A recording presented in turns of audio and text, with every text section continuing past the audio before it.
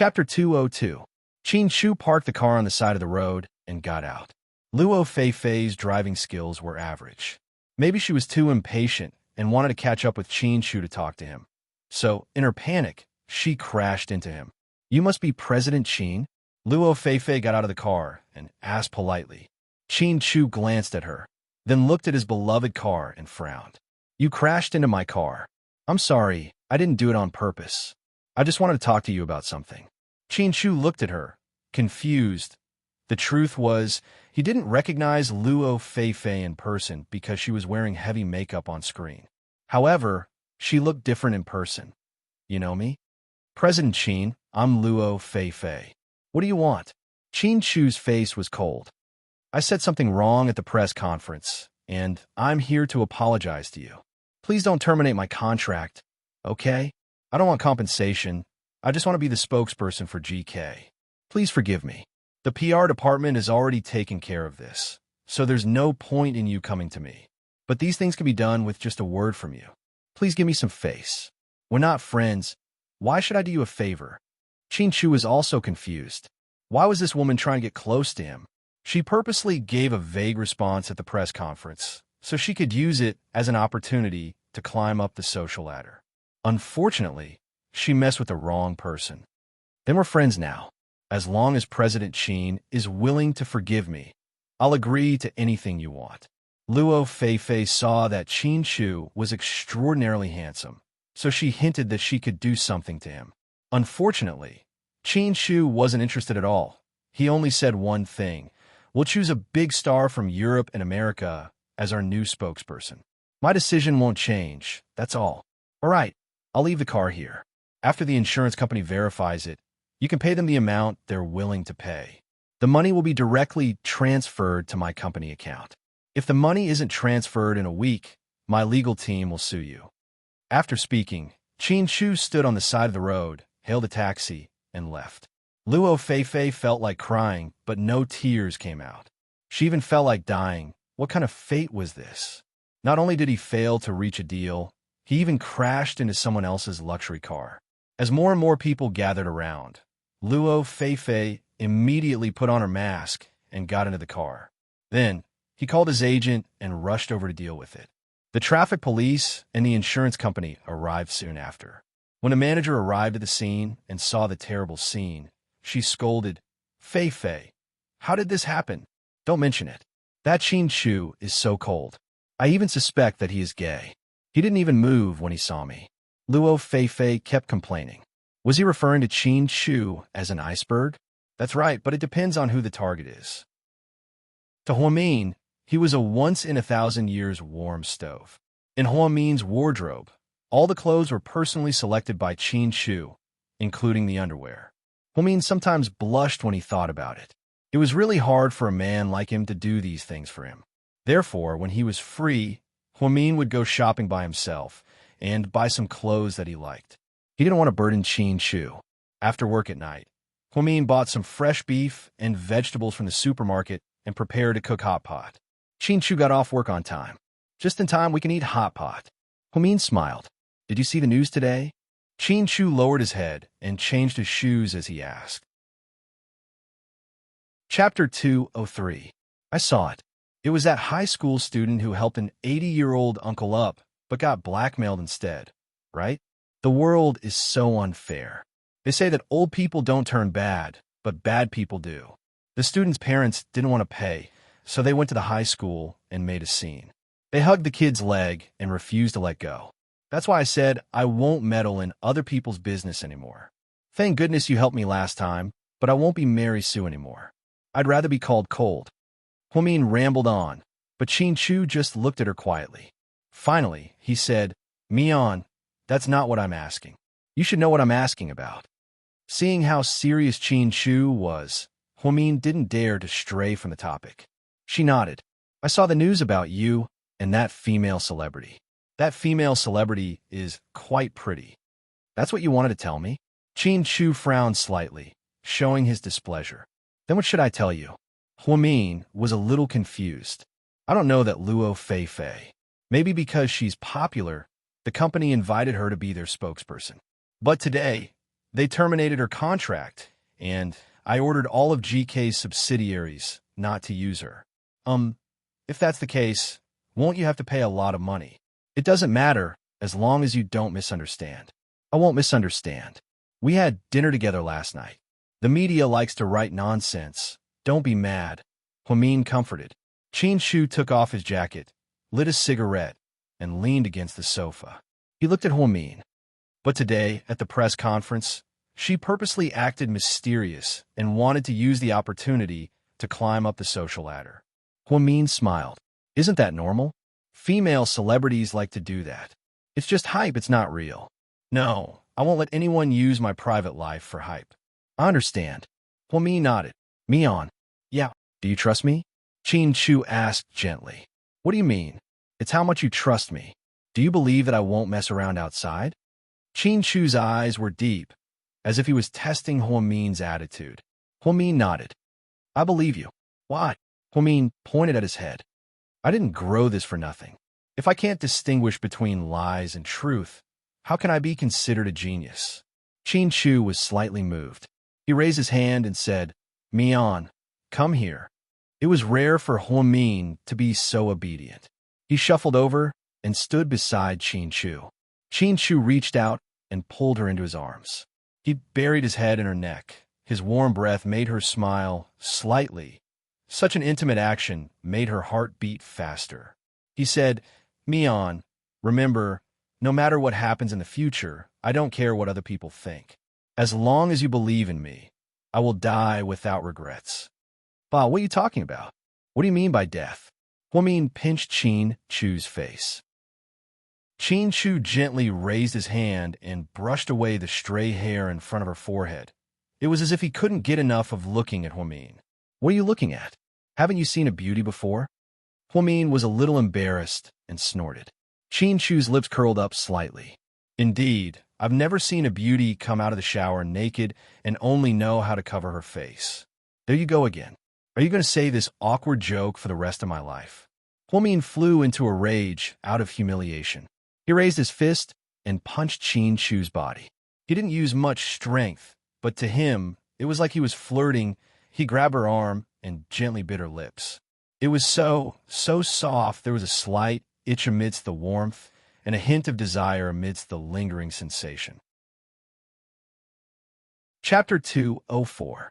Just then, the induction cooker beeped twice, signaling that the water was boiling.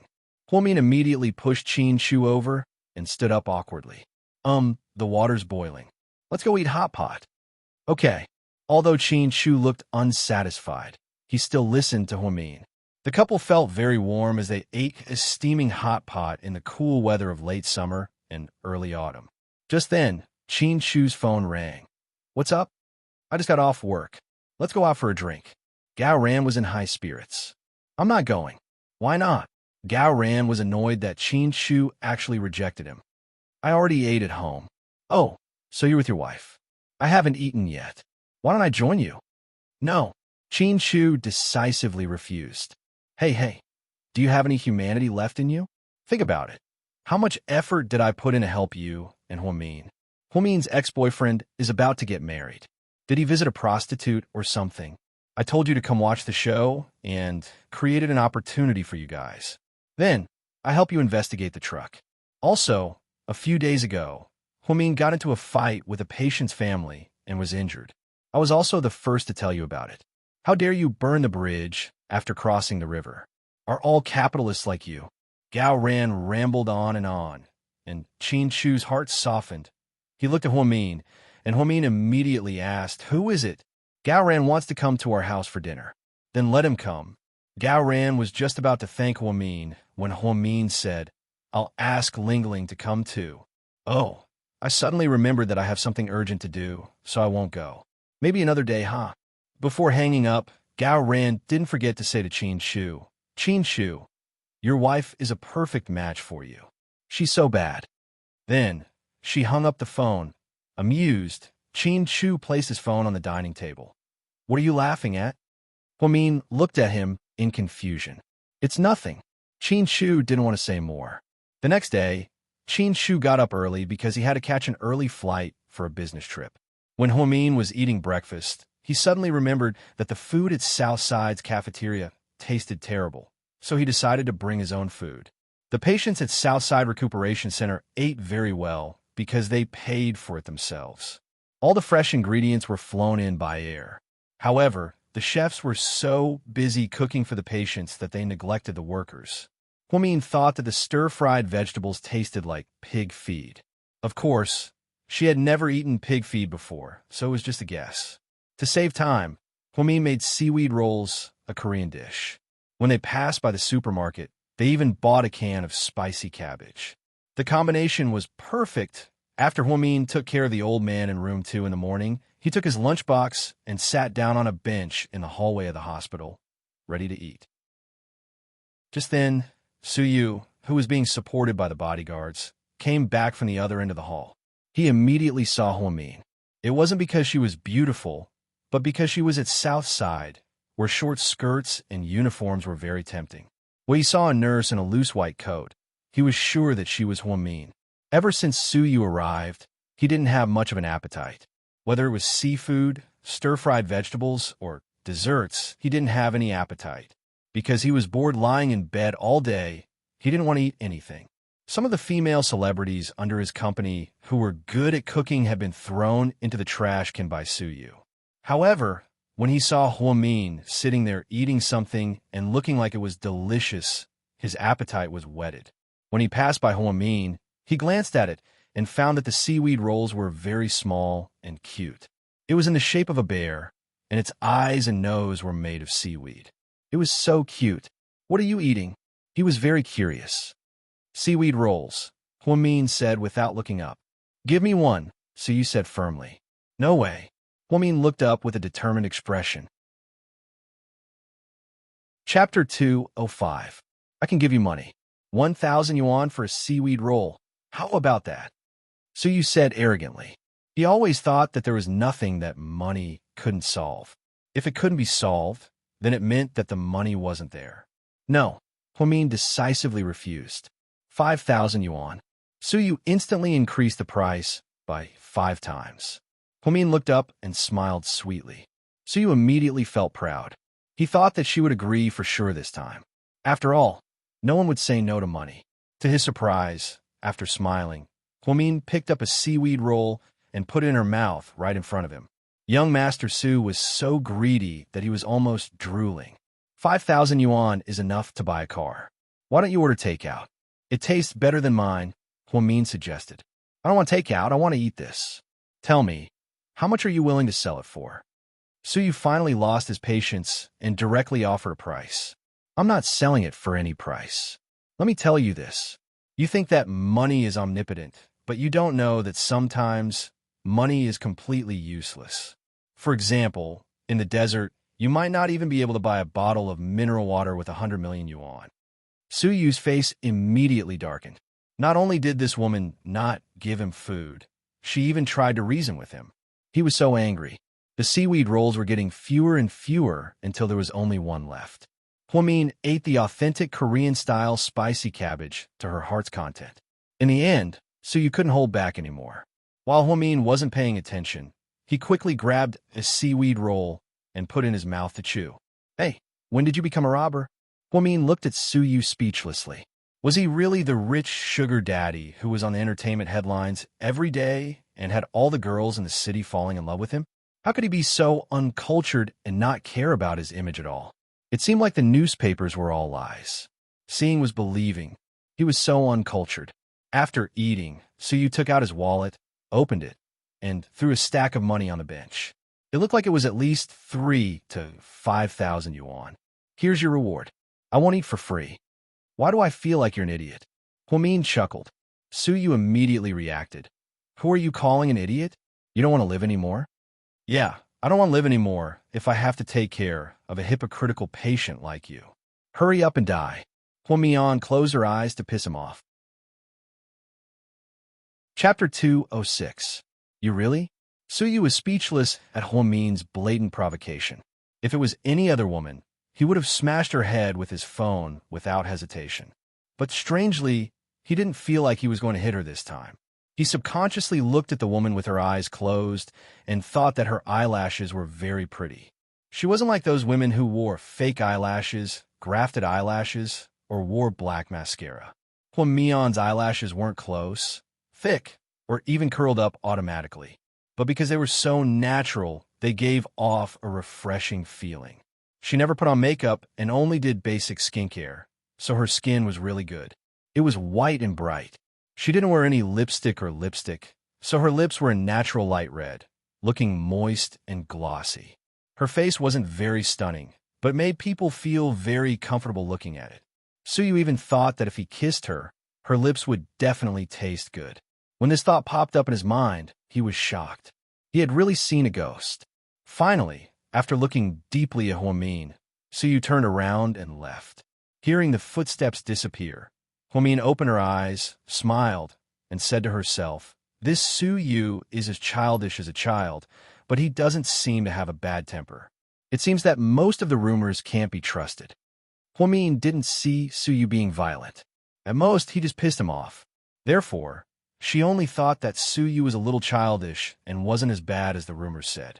This could be seen from the fact that he had snatched his seaweed roll just now. What did the Su family's crown prince mean?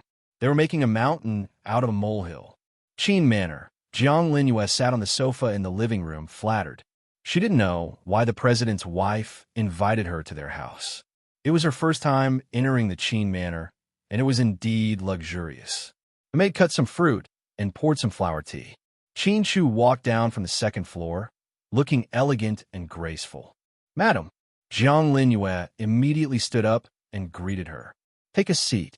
Jiang Linyue sat down cautiously, and Lady Qin sat down on the leather sofa beside her. "Don't be nervous. I called you here today, not because of the company, but because of some personal matters. The chairman is not at home, so you can relax a little."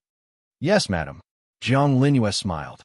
Today, she was wearing a beige business suit, black high heels, black stockings, and exquisite makeup. Jiang Linyue was one of the most beautiful women in the entire GK Corporation. She had many suitors, but she was proud and arrogant. She never looked at those people in the eye. She just felt that being by Qin Chu's side was the best home for her. Luo Feifei's matter has been a hot topic these days. I was going to believe it and ask Chu, but then I saw the public relations department of the company send a letter to terminate the contract and never use Luo Feifei again. I guess that woman wants to use my son to get the position, so she angered him. Jiang Linyue nodded. That's right. With President Qin's status, he wouldn't have anything to do with those actresses with bad reputations. As an employee of GK, I trust him very much. Lady Qin nodded in satisfaction. I'm happy to hear that. I personally don't want Chu to get involved with those women in the entertainment industry. Most of those women have dirty backgrounds and are unscrupulous on their way to fame. They have too many scandals, so of course they don't have the right to enter the Qin family. No, they don't even have the chance to get close to President Qin. President Qin is very clean. Jiang Linyue praised. She secretly observed and noticed that Qin Chu never had intimate contact with any woman. He always went to work on time, and no one other than Assistant Yang was allowed to get close to him. I know my own son, but rumors are scary. He's so outstanding, but he's never had a girlfriend. People will gossip about him. The Qin family has always valued our reputation, and I really don't want people to seize the opportunity to spread rumors. Then, has President Qin never had a girlfriend? In fact, Jiang Linyue also wanted to know if Qin Chu was gay. Chapter 207. Lady Qin's expression changed slightly upon hearing this.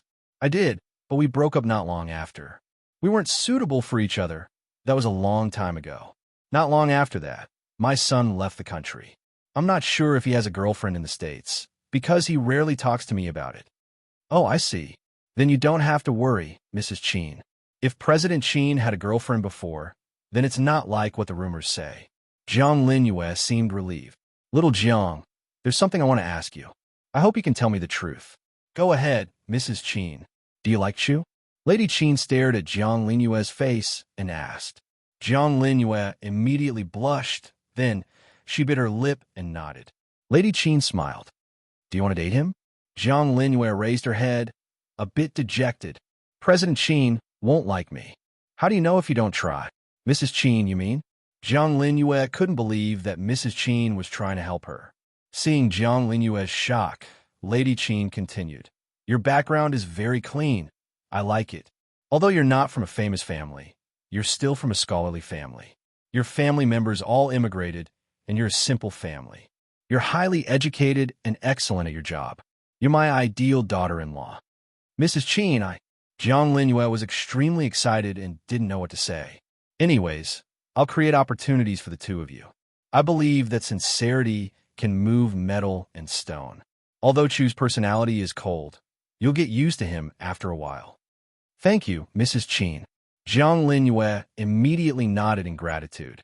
Then, Jiang Linue ate dinner at the Qin Manor. After dinner, Qin Chu suddenly came home. Mom, what's up? Is Dad not feeling well again? Qin Chu opened the door and walked in. Oh no, your dad's in good health. He went to the hot springs in the mountains to recuperate. He's not home. Qin Chu didn't say anything after hearing this, but he saw Jiang Linue standing next to his mother. President Qin, Jiang Linue greeted him. Why are you here? Qin Chu looked displeased. I'm the one who asked Xiao Jiang to come and report to me about the company's situation. I've been taking care of your father recently and haven't had time to go over. If there's nothing else, I'll go back first, Qin Chu said and turned to leave. Chu, the driver asked for leave today, and it's not easy to get a taxi here. Why don't you give Xiao Jiang a ride? After all, she's an employee of our company, Lady Qin suddenly said. Qin Chu turned around to look at his mother, then at Jiang Linue. Finally, he said, let's go. Jiang Linue was ecstatic to see Qin Chu agree, and Lady Qin gave her an encouraging look. She jogged behind Qin Chu and got into the Maybach. To her surprise, as soon as she opened the door to the passenger seat, Qin Chu said coldly, go sit at the back. Yes, President Qin. Jiang Linue didn't dare to say anything else and sat in the back. At first, neither of them spoke, and Jiang Linue didn't dare to say anything either, afraid that she would say something wrong. Suddenly, Qin Chu asked, my mom must have said something to you since she asked you to come, right? No, nothing, it's all about work. You can't lie to me. I can imagine what kind of deal you guys made. To be honest, I really hate you, so don't think about unrealistic things. My mom's opinion doesn't represent me. I know, President Qin. Jiang Linue nodded. But, in order to make sure my mom doesn't bother me anymore, let's make a deal. What deal? Jiang Linue was slightly surprised. Chapter 208. In the future, no matter what my mom says to you, just brush her off. You don't have to say too much.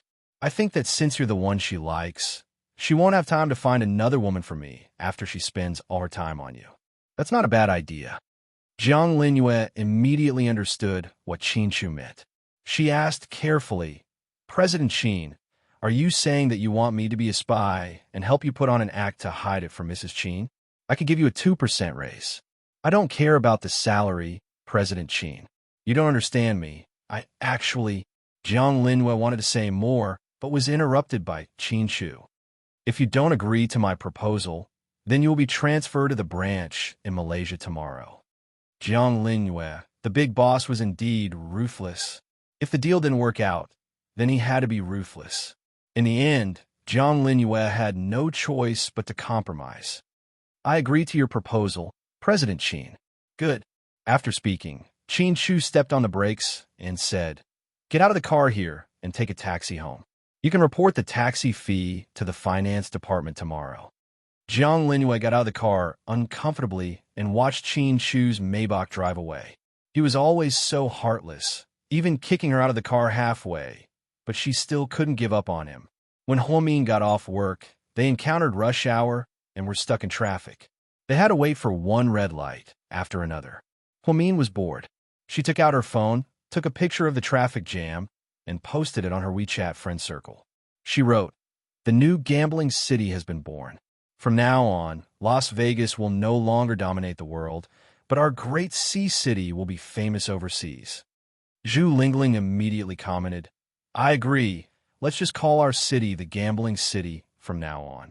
Jing Jixin also posted a comment. Sis, did you buy a car? Huamin immediately replied, No, the new company gave me one. Jixin was naive and believed her without a doubt. He even sent a cheering emoji. Sis, you're the best. Take me for a ride someday. Huamin was just about to reply when the light changed. She immediately focused on driving. When she passed by a big supermarket, she parked her car on the side of the road, planning to go in and buy some fruits and vegetables. Yet he saw such a scene. A woman was kicked to the ground with a pained expression. Not only did the man not stop, he kept hitting her. There were many onlookers, but no one stopped them. Huamin had mixed feelings when he saw the couple clearly. It was none other than Yuan Finfin, the pregnant woman she had risked her life to save some time ago. The person who hit her was her husband. Hubby, I beg you, please come home. Our daughter misses you very much. The woman cried miserably. You're such a jinx. You only know how to cry. No wonder I'm so unlucky. I lost a lot of money and almost went to jail. I'm so fucking disheartened. I'll beat you to death. The man scolded and hit him. Don't hit her. What kind of man are you if you hit your wife? The passers-by tried to comfort him. Get lost. We're a couple. Even the police don't care. It's none of your business. The man's attitude was arrogant. The woman was sobbing on the ground. After Huamin took one look, he was no longer in the mood to buy groceries. He turned around and got in his car. She wouldn't stop him. Previously, she had saved her out of kindness and was almost bitten by her. Therefore, Huamin didn't feel that this woman was pitiful. As the saying goes, a pitiful person must have a detestable side. That man often used domestic violence against her. Not only did she refuse to divorce him, she even thought that she wouldn't be able to live without him.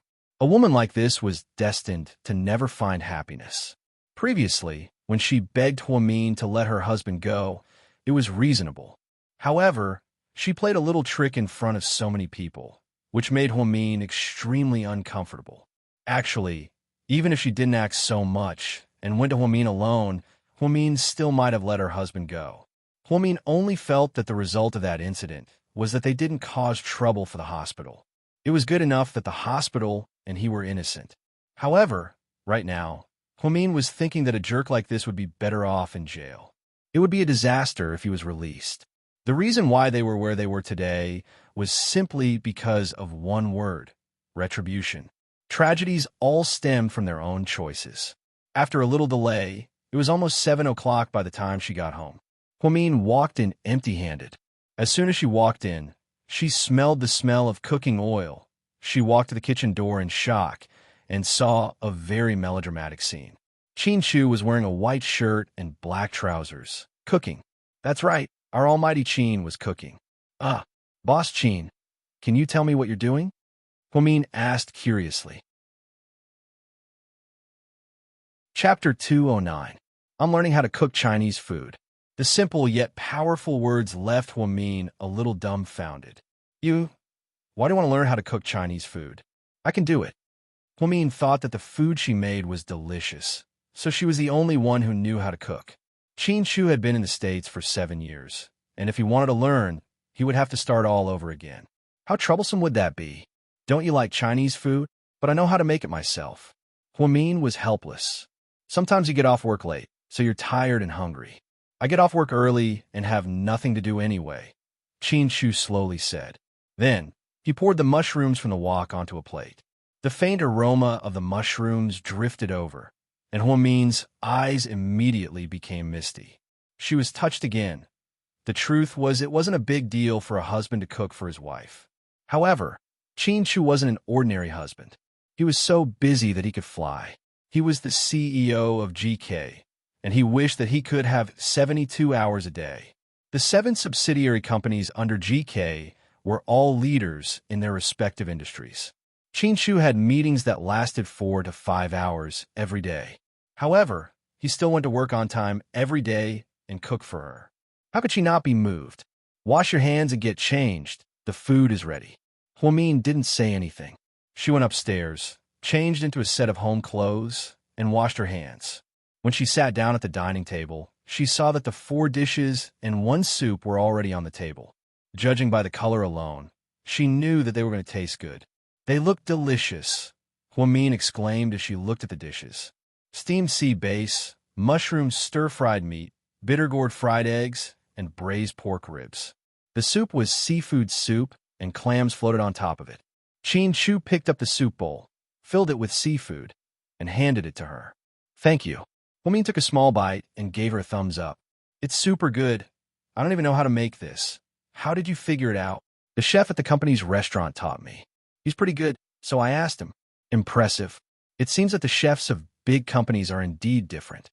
Huamin smiled. Because it was Chin Chu's first time cooking, Huamin ate a lot. He ate 1.5 bowls of rice. In the end, she couldn't help but say, if it weren't for the fact that I'm afraid of getting fat, I would really want to eat another bowl. It's okay. I won't mind if you're fat. But I despise myself. There's no spring for fatties. Huamin blinked his eyes, looking especially adorable. Chin Chu looked at Huamin's expression and felt very satisfied. All he wanted was to be with Huamin and have a simple little happiness. The next morning, Huamin arrived at the recuperation area. He changed into his work clothes and measured the blood pressure of the old man in room 2. Sir, please take it easy these days. You can't steal desserts anymore. Your blood sugar is already higher than before. Okay, got it. Hey, girl, when you're free later, why don't we play a game of chess? The old man's eyes glowed with excitement and anticipation. Ever since he found out that Huamin's chess skills were superb, the old man had been clamoring to play chess every day. Okay, but wait a moment. I have to go next door and give a young master in 4 drip. After speaking, Huamin returned to the on-call desk. He picked up the medicine that he had prepared and walked towards room 1. At this time, the bodyguards seemed to have gone to eat breakfast. Only one person on duty was left. He was busy sending messages on WeChat and didn't notice Huamin enter. After knocking on the door, Huamin pushed the door open and entered. Then, the scene in front of her made her feel extremely awkward. A beautiful woman with a hot body took off her clothes and clung onto Suyu's body. Her actions were extremely suggestive. Huamin's sudden appearance shocked the beautiful woman. She immediately pulled her clothes up with a flustered expression. I'm sorry. You guys continue. After speaking, Huamin turned around and left. Huamin, get your ass back here. Suyu yelled loudly. Chapter 210. Hey, this isn't good, is it? Huamin turned around awkwardly. How could she have known that something like this would happen so early in the morning, especially in a hospital room? Suyu looked at the beauty beside him impatiently. Get out of here, young Master Su. The beauty seemed reluctant. Get out of here. Stop talking nonsense. The beauty reluctantly put on her clothes with tears in her eyes and walked out. When she passed by Huamin, she glared at her fiercely. She seemed to be blaming her for ruining her plans. Huamin glanced at the beauty and muttered to herself, Why does she look so familiar? Is she the host of the Travel Channel at 8:00 every night? There's a show called Around the World. Are all the bodyguards outside dead? How could they let you in? Suyu said angrily. It had been a few days since he came to this shitty sanatorium, and he was almost living like a monk. Coincidentally, the female host came to deliver breakfast, so Suyu wanted to satisfy his craving. However, he didn't expect that damn girl, Huamin, to bump into him. However, the strange thing was, after Huamin ruined his plans, Suyu was no longer in a good mood. No matter how he looked at the woman, he was annoyed, so he immediately kicked her out. When she heard Suyu's question, Huamin answered honestly, I saw 3 of them go to eat breakfast, and the last one was texting on WeChat. Based on his state of concentration, he must have fallen in love, so he completely ignored my existence. Suyu raised his head and glanced at Huamin. He said angrily, Do you think you're Detective Conan? You're analyzing the case for me.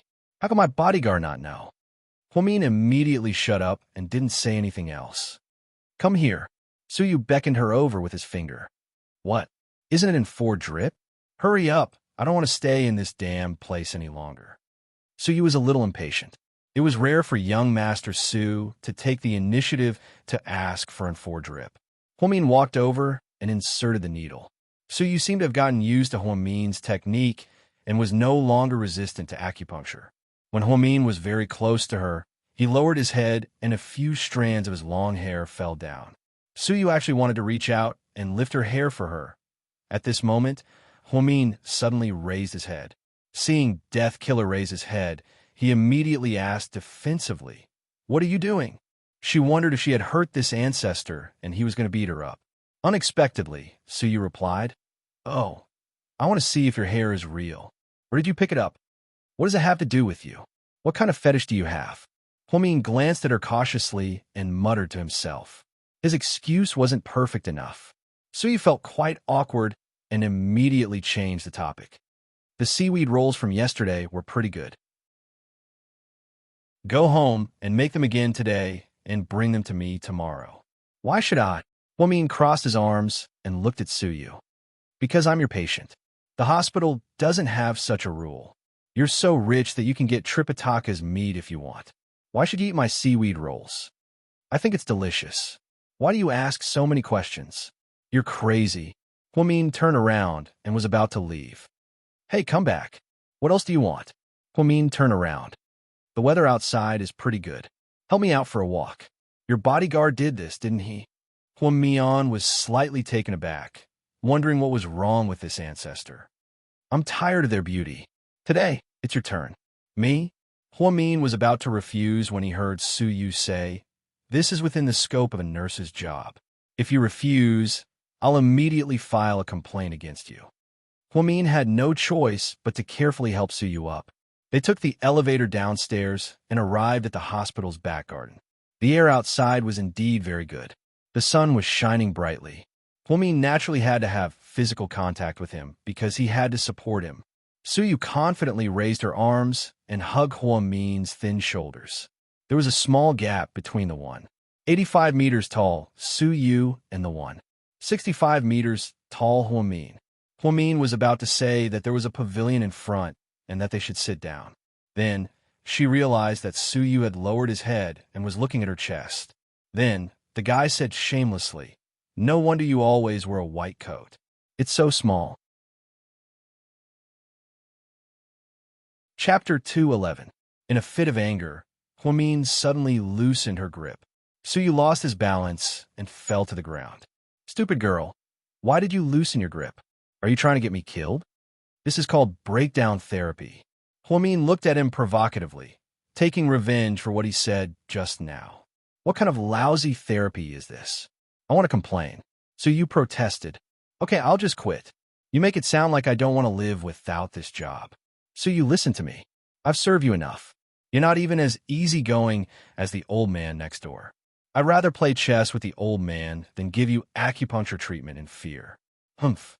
With that, Huamin turned and left. Suyu was alone on the grass. He couldn't get up, and there was no one else nearby. Being left in the hospital's backyard by Huamin and exposed to the sun for 10 minutes, Suyu was furious. In the end, it was a passing nurse who found out and quickly helped Suyu back. After he returned to his room, he picked up his phone and immediately wanted to call the person in charge of the rehabilitation center. But when he was about to dial the number, he paused. Huamin was right. At worst, she would just quit. If Huamin left, those stupid nurses would give him acupuncture treatment. They might end up like the first idiot, and he would suffer. After convincing himself, Suyu decided to be magnanimous and forgive the stupid girl this time. But unexpectedly, Huamin took the initiative to say that she wouldn't take care of Suyu anymore. The reason was simple. Not only was he hard to please, but he also took advantage of her from time to time. She couldn't stand it. Take today's incident, for example. If Qin Chu knew about it, he would strangle her to death. Although she didn't marry Qin Chu willingly, Huamin thought that she couldn't be too intimate with other men outside. "Huamin, don't be like this. If you don't do it, no one else will dare to do it. You're the best candidate." The nurse, Nan, kept trying to persuade her. "It won't happen. We have so many nurses here. There must be someone with good skills. Besides, infusion is not difficult. You'll get used to it after a few times. It'll be the same without me." "Huamin, did young Master Su make things difficult for you?" The head nurse couldn't help but ask. Huamin nodded. "Huamin, how about this? I'll give you an extra 500 yuan every day. I'll apply to the higher-ups." Huamin raised her hand and interrupted the head nurse, "Head nurse, it's not about money. I just don't want to take care of him anymore. Leave the old man in room 2 to me, or transfer me to the neurosurgery department. I'd rather take care of patients with cerebral palsy." Huamin thought, even taking care of patients with cerebral palsy is better than taking care of Suyu, right? At least patients with cerebral palsy wouldn't be so overbearing and domineering. Although she was a caring nurse, it wasn't like she didn't have a temper. If a tiger didn't show its might, people would think that she was a sick cat. Hearing Huamin's words, the head nurse didn't insist and only nodded. In the evening, a new nurse was transferred to perform the acupuncture. As soon as she walked in, she was kicked out by Suyu. He said, "Let Huamin do it." Young Master Su, Huamin won't be responsible for your infusion anymore," the nurse stuttered. "What?" Suyu coldly glanced at the nurse's frightened face. She said. The nurse was so scared that she didn't know what to say. "Are you stuttering? Hurry up and tell me, what did she say?" Suyu was about to go crazy. She said that she'd rather go to the neurosurgery department to take care of patients with cerebral palsy than take care of you, young Master Su. After hearing this, Suyu's face immediately darkened. Great, this damn girl. He didn't even hold it against her for leaving him exposed to the sun in the backyard during the day, but she dared to play tricks on him. Chapter 212. Go get your head nurse. Suyu was a little angry. However, when the head nurse, Song Lin, arrived, she only apologized profusely and did not mention anything about Huamin. In the end, Suyu had no choice but to put down his pride and ask, "Huamin, that brat, let her take care of me from now on. Don't let other nurses come over. They're as dumb as pigs." What young Master Su was implying was that Huamin was the only one among the nurses who had good skills and that she liked the most. Most importantly, Huamin was not an ordinary nurse. Although she did not have a doctor's license, she was a nurse who could perform cesarean sections on pregnant women. Just from this point alone, one could tell that her medical skills were superb. President Wu was right. With Huamin's current talent, it would be a waste of her talent to be a nurse. However, who asked Huamin to be willing? Hearing Suyu ask about Huamin, Song Lin was a little nervous. "Young Master Su, I'm sorry, but Huamin, no matter what she thinks, just transfer her over. Money is negotiable. Just ask her how much she wants and name a price. Is 100,000 yuan a day enough?" Suyu waved his hand, looking like he did not care at all. In fact, he was not confident because he knew that Huamin was not interested in money. Last time, when he used money to buy seaweed rolls, that brat refused to sell. "It's not about money, young Master Su." As expected, Song Lin's answer was within his expectations. "I don't believe that there's anything in this world that money can't solve." Suyu's temper flared up and he snorted coldly. "Young Master Su, Huamin is different." "How is she different? Don't they all have the same nose and bright eyes?" "She doesn't look good, her chest is pitifully small, and she has a bad temper. There's really nothing special about this kind of woman." Suyu commented stubbornly. Song Lin smiled and explained, "Huamin's way of thinking is different from others. At first, I thought she was like that too, but later on, I realized that she's very strange. She works according to her preferences. Although her performance is outstanding, she can be quite willful at times." Actually, Song Lin was right.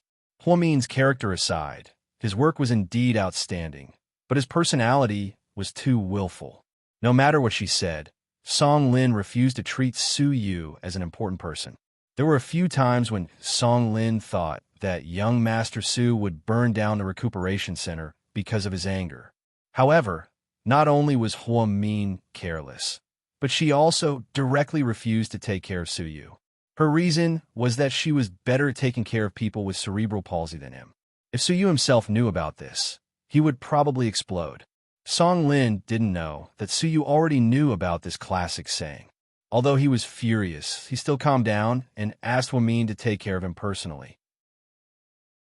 That way, he would have more opportunities to interact with Huamin and then take revenge. "You're her boss. You can give her a strict order." Suyu looked at Song Lin and gave her an idea. "But if I do that, she'll quit her job. I'll be in a difficult position, young Master Su. What? She'd rather quit than take care of me? Suyu's strong self-esteem was suddenly hurt. She's probably afraid that if she doesn't take care of you well, she'll be responsible. Young girls these days are very smart and don't want to take on too much responsibility, Song Lin explained gently. Okay, you can leave now. Seeing that Song Lin didn't have a choice, Suyu waved his hand and didn't want to waste any more time with her. He picked up his phone and dialed a number. Did you find anything? Sorry, young master, not yet. Her background is very simple, so I couldn't find anything. Could you be wrong? Suyu's face immediately darkened. Are you doubting my orders? No, young master. I was just thinking that such an ordinary woman shouldn't have any background. Chapter 213. What do you know? My deductions have never been wrong. What a bunch of useless people. Continue investigating. After hanging up, Suyu lay on the bed with a complicated look in his eyes. He treated Hua Min differently. What piqued his interest was not the argument with her at the hospital, but her background. He did some research and found out that Hua Min did not come from a good family. She had a younger brother and a mother. Her stepfather had passed away, and her biological father's identity was a mystery. For such a seemingly ordinary person to be able to turn the tables in an instant under the bombardment of the media and internet trolls, successfully clearing her name and turning her into someone of high status. First of all, the hospital did not have the ability to do such a thing. Second of all, Hua Min and Wu Zhongxing were not related in any way. That was very strange. Hua Min was just an ordinary woman. What kind of powerful force was secretly helping her deal with the aftermath? Previously, when he saw the news on TV, Suyu vaguely felt that this little nurse's background was not simple. However, after coming into contact with Hua Min, he found out that she was an extremely strange woman. All of this piqued Suyu's interest. He thought that he had to get to know her better. This was getting more and more interesting. Hua Min's refusal to be Suyu's personal nurse instantly became the biggest news in the Southern Recuperation Center. During lunch at the cafeteria, Hua Min became an extremely rare existence in everyone's eyes. Everyone was pointing fingers at her. Look, you've already become the news of our hospital, Nan said with a smile. Hua Min did not say much. She just lowered her head and ate silently. She had already kept a very, very low profile, but she still could not avoid being the subject of gossip wherever she went. Hua Min didn't know why, but it was as if it was fated to happen. Hua Min, are you really not going to take care of Suyu? Yes. In response to Nan's question, Hua Min only responded with a simple yes. But if you miss this opportunity, won't you regret it? Although, young master, Su has a bad temper. It's the dream of all the nurses at Southside to be his personal nurse. Do you know how many nurses are jealous of you? If they want to go, then they can go. Why are you jealous? Nonsense, they can't go. Do you think that young Master Su will take a fancy to anyone? By the way, young Master Su treats you quite well. You have given him so many injections, but he has never lost his temper. Do you have any unique skills? Nan asked mysteriously. Hua Min looked helpless. He finished the last mouthful of rice on his plate and raised his head to look at the young lady opposite him. I really don't have that. Oh, then it's probably because your technique is good that it doesn't hurt. Hey, Hua Min, teach me. I want to learn from you. Please, that's the most basic skill. Didn't you learn it in medical school? Hua Min was both angry and amused. Nan had been a nurse for a long time, but she still had to learn from Hua Min. Hua Min really wondered if she had paid attention in medical school. Why didn't she know the most basic skills? It was fine if she didn't know, but why was such an inexperienced nurse hired by Southside? Was it just because she was good-looking? Yes, I learned it. But young Master Su is different.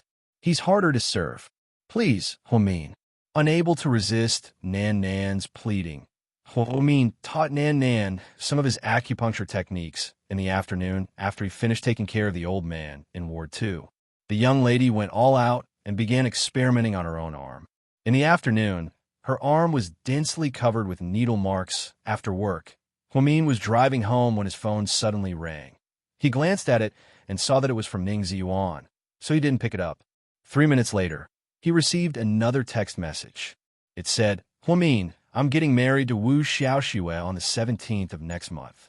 It's on the third floor of Shengjing Hotel. It starts at 9 a.m. Remember to come and attend. Chapter 214. For some reason, Huomin's usual route home was especially congested today. She finally lost her patience and turned around to walk through a small alley. She bypassed the overpass and walked past GK's headquarters. The skyscraper was dozens of stories high, and when it was dark, it would light up with an aqua blue color. It was especially mesmerizing and looked like a water cube. It was said that this building had become the most iconic building in Sea City. What was even more ridiculous was that when tourists came to visit, they would come here to take pictures. It was as if this building had become a famous attraction in Sea City. Huomin once joked with Qin Shu about whether GK should directly develop tourism. Qin Shu stubbornly replied that he didn't have time for that right now and would think about it later. When they passed by Qin Shu's company, the traffic was unexpectedly congested again. Perhaps it was because it was rush hour, so there were too many cars. Bored, Huomin picked up her phone and scrolled through it. Suddenly, an idea popped up in her mind. So, she sent a WeChat message to Qin Shu. President Qin, I'm downstairs at your company. May I have the honor of having dinner with you? When Qin Shu saw the WeChat message, he was in the conference room discussing GK's jewelry release plan for the next quarter. Jiang Linhua vividly explained the details of the event, including the prices of a few popular jewelry brands and the marketing trends after they were released. As soon as Qin Shu's phone rang, everyone looked over. Qin Shu only had one person on WeChat, and that was Huomin. He didn't even add Gaoran. He just called him if he needed anything. After reading the WeChat message, Qin Shu quickly stood up and interrupted Jiang Linhua. I have to go out for a bit. You guys continue. President Qin, how can we continue if you leave? Jiang Linhua wanted to cry, but had no tears. She prepared for this meeting for 2 whole weeks. She couldn't eat or sleep well because she wanted to perform well in front of the president and receive his praise. Qin Shu glanced at his assistant. Record the video and send it to my email. I'll watch it when I have time. That's all. After saying that, President Qin turned and walked out of the conference room, leaving more than a dozen executives in the room. Most of them seemed to have gotten used to the new president's style of doing things. Although this new CEO would always leave halfway, or be late and leave early, and was unreasonably willful. However, it had to be said that GK's profits were skyrocketing. It was said that last month's profits had surpassed last year's profits. The old chairman even personally visited the company to inspect the company. It was obvious that he was very happy. Huomin looked at his phone for a long time without receiving a reply. He thought that Qin Shu was busy, so he didn't think much of it and drove away. Just then, someone knocked on the car window. She turned her head, her face full of shock. Why did you come out? Didn't you ask me out for dinner? Qin Shu asked seriously. To Huomin, it was just a joke, but to Qin Shu, it was the first time Huomin had asked him out for a meal after 7 years. How could he not come? But are you off work? Huomin carefully noticed that the lights in the entire building were still on. Perhaps all the departments were still working overtime. Qin Shu didn't answer. Instead, he walked to the front passenger seat, opened the door, and sat down. He looked at Huomin and asked, Where are we going to eat? How about Xian's ramen? Huomin asked out of the blue. The truth was, she wanted to eat herself. Let's go. Qin Shu ordered as he pointed at the steering wheel. Therefore, Huomin's unintentional joke became a reality. Not only did he have dinner with President Qin, but he also had dinner with President Qin. He even had to be a chauffeur. Inside the noodle restaurant, the two ordered ramen and some side dishes and ate with relish. Looking at the students coming and going of Second High, Huomin suddenly felt that it was good to be young. She ate so happily that she didn't even notice the soup stains on the corner of her mouth. Qin Shu put down his chopsticks, picked up a tissue, and gently wiped her mouth. Huomin looked at Qin Shu and felt like she had traveled back in time to 7 years ago. You're looking at me so affectionately. I have a feeling that you still love me, Qin Shu suddenly said. Chapter 215. Ahem. That's why I said that you were just imagining things. Huamin replied awkwardly. Then, she buried her head in her noodles and didn't say anything else. Qin Shu's eyes were slightly disappointed. He knew that she still had feelings for him, but he didn't think that she wouldn't dare to face it or admit it. This also proved that she still hadn't let go of what happened 7 years ago. So, when would they be able to let go of the knot in their hearts? After dinner, Qin Shu and Huamin went home together. Qin Shu went upstairs to deal with work, while Huamin went downstairs to change into her home clothes and start cleaning. At 8:30 p.m., Qin Shu seemed to have finished his work and went downstairs to read the financial news. Huamin, on the other hand, was holding onto her tablet and watching a TV show. Then, she suddenly remembered something and said, "Oh yeah, Ning Ziyuan called me today, but I didn't pick up." Then, he texted me. "Who's Ning Ziyuan?" Qin Shu looked up. Huamin was speechless. Here we go again. This guy always pretended to have selective amnesia in front of people he didn't like. With Qin Shu's intelligence, there was no way he would forget a person's name. He was just being arrogant and pretending not to remember. "That my top-notch ex, oh, is he trying to get back together with you?" Qin Shu asked nonchalantly. Huamin shuddered. "How could that be? He's going to marry Wu Xiaoxue on the 17th of next month. So, you want me to help you steal the bride? Come on, can you be more serious?" Huamin was speechless at Qin Shu's nonsensical answer. Qin Shu glanced at her faintly and continued, "If I wasn't serious, would you still be sitting here in perfect condition?" Huamin, who thought of herself as a pure child, immediately understood what he meant. Okay, let's talk about something else. I'm just telling you, I don't plan on going to the wedding." "You have to go to the wedding," Qin Shu said as she watched the news. "Why? Aren't we going to have to spend money on the wedding gift?" "I'm not going to do that." Huamin didn't want to waste a single cent on someone like Ning Ziyuan. "No, you have to go, and you have to spend more money," Qin Shu said stubbornly. Huamian was speechless when Qin Shu added, "I want him to know how rich your husband is. I want him to know that leaving him was the right decision. I want him to know that no matter how hard he works, he'll never be richer than me. I want him to give up on any thoughts of breaking up with me." Huamin didn't know whether to laugh or cry. Qin Shu was so childish. He made it sound like she married him for money. Plus, Ning Ziyuan wouldn't be so stupid as to compete with the president of GK in terms of money, right? The next morning, Qin Shu went to work. Huamin was on vacation, so she had a lot of free time. She was wondering if she should eat with Lingling or go to school to see Jixin. Just then, her phone rang from an unknown number. "Is this Huamin?" A young man's voice came from the other end. "That's me. I'm Huasi," he said. "It's you? What's up?" Huamin was quite surprised to hear that it was Huasi. She had never interacted with him before. Back at her grandmother's funeral, he provoked her, and she retorted back. Both of them didn't get along very well. She knew that SIM cards used real names, so it wasn't hard for Huasi to get her number. However, this person called her out of the blue. Something bad must have happened. Chapter 216. Dad had a heart attack last night and was hospitalized. He's in the VIP room of the first hospital. Can you come and see him? He wants to see you. I'm not free, that's all. After speaking, Huamin quickly hung up. What did Hua Zhenghai being sick have to do with her? Didn't he have a bunch of filial sons? There was Hua Xiqian, Hua Si, and that Hua Yinyan. She would be asking for trouble if she went. Plus, he never acknowledged her existence, so why should she go and humiliate herself? What identity would she use to go? What a joke! After the phone call, Huamin went home for some reason. On the way, she bought some fruits, vegetables, and beef. When she entered the yard, Yang Meiyurong was playing mahjong with a few neighbors.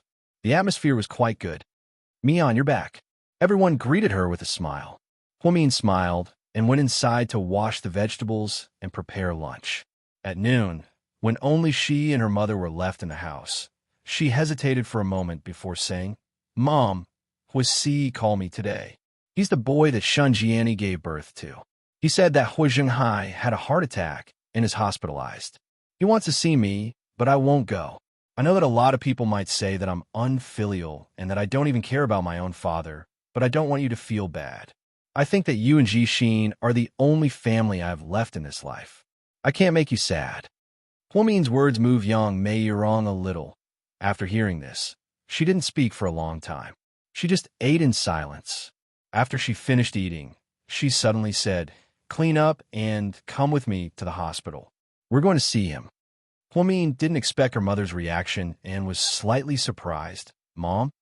Huomin seemed to want to persuade her. "I know what to do, come with me." Then, Huomin cleaned up the dishes and went out with her mother to the first hospital. In the taxi, Huomin didn't say anything.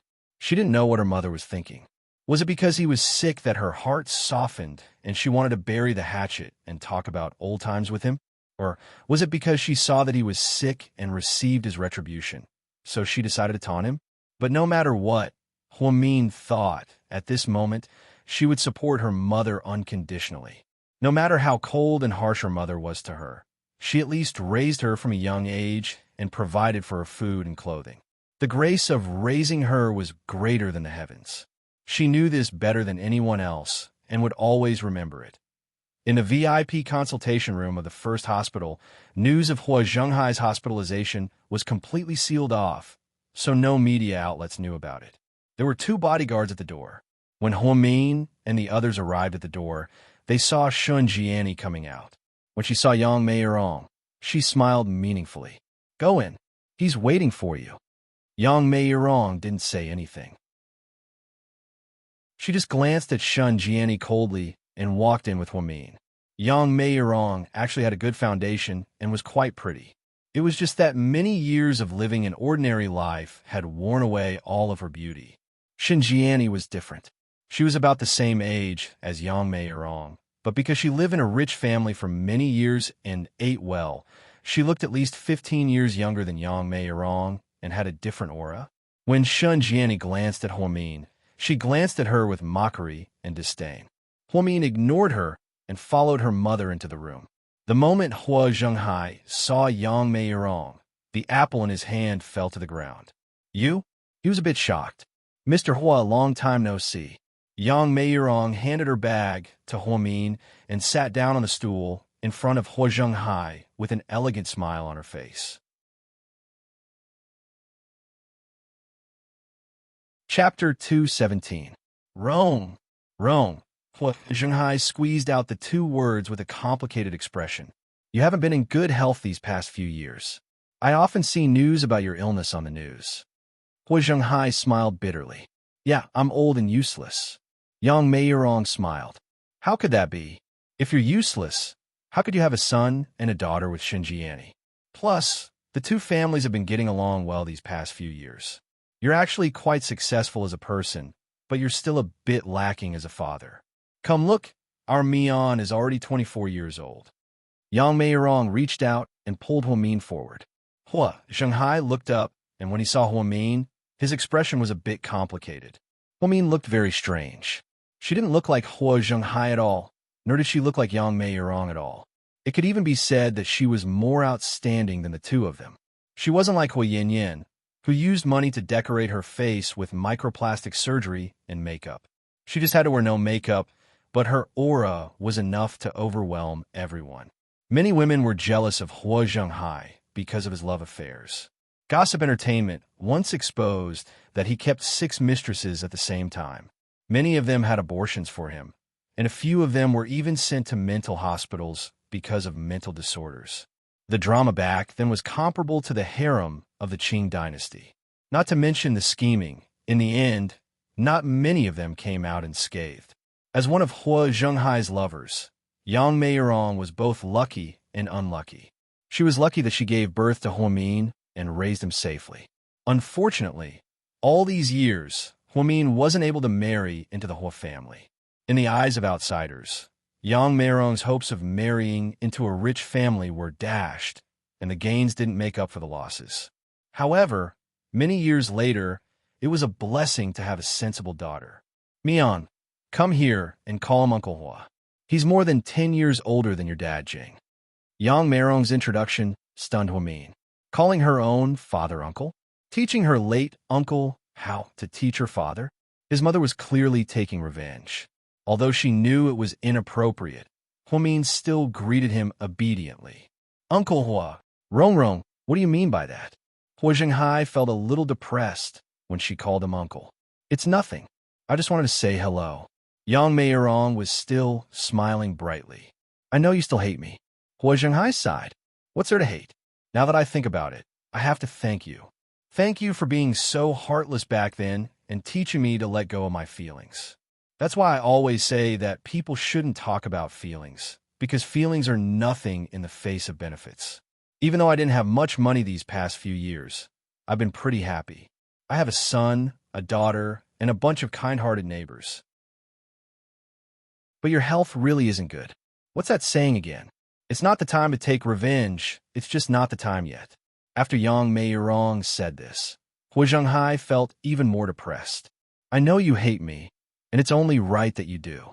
But right now, I want to make it up to you. I know I've let you and Mian down. Rong, I was wrong. Thank you for all these years. Hua Zhenghai was emotional, and his eyes turned red. Don't say that, Mr. Hua. I've been fine all these years, so you don't need to make it up to me. I was the one who raised my daughter, and she has nothing to do with you. Let's forget about our past, but there's one thing I have to tell you, and it's something I'll never forget. Back then, after he got into a car accident, he desperately needed 100,000 yuan for surgery. I begged you in the rain. I kowtowed to you. I knelt before you, but you were so cold that you refused to help him. I often think that 100,000 yuan is nothing to the whole family, but if you were willing to lend it to me back then, De might not have died. So, you already owed his life. Hua Zhenghai, you heartless man, you will never have a good ending. I really want to see you die bit by bit. Only then will I feel comforted. Yang Meirong said each word with a stern expression, and in the end, she choked with sobs. Mom, stop talking. Huamin couldn't bear to see his mother so emotional. He knew that she wasn't in good health, so he immediately went up to help her up. Chapter 2:18. However, if Yang Meirong didn't tell him today, Huamin wouldn't have known that there was such a story. Rong, I was blinded back then. Maybe I was too jealous of Da. He's just my driver.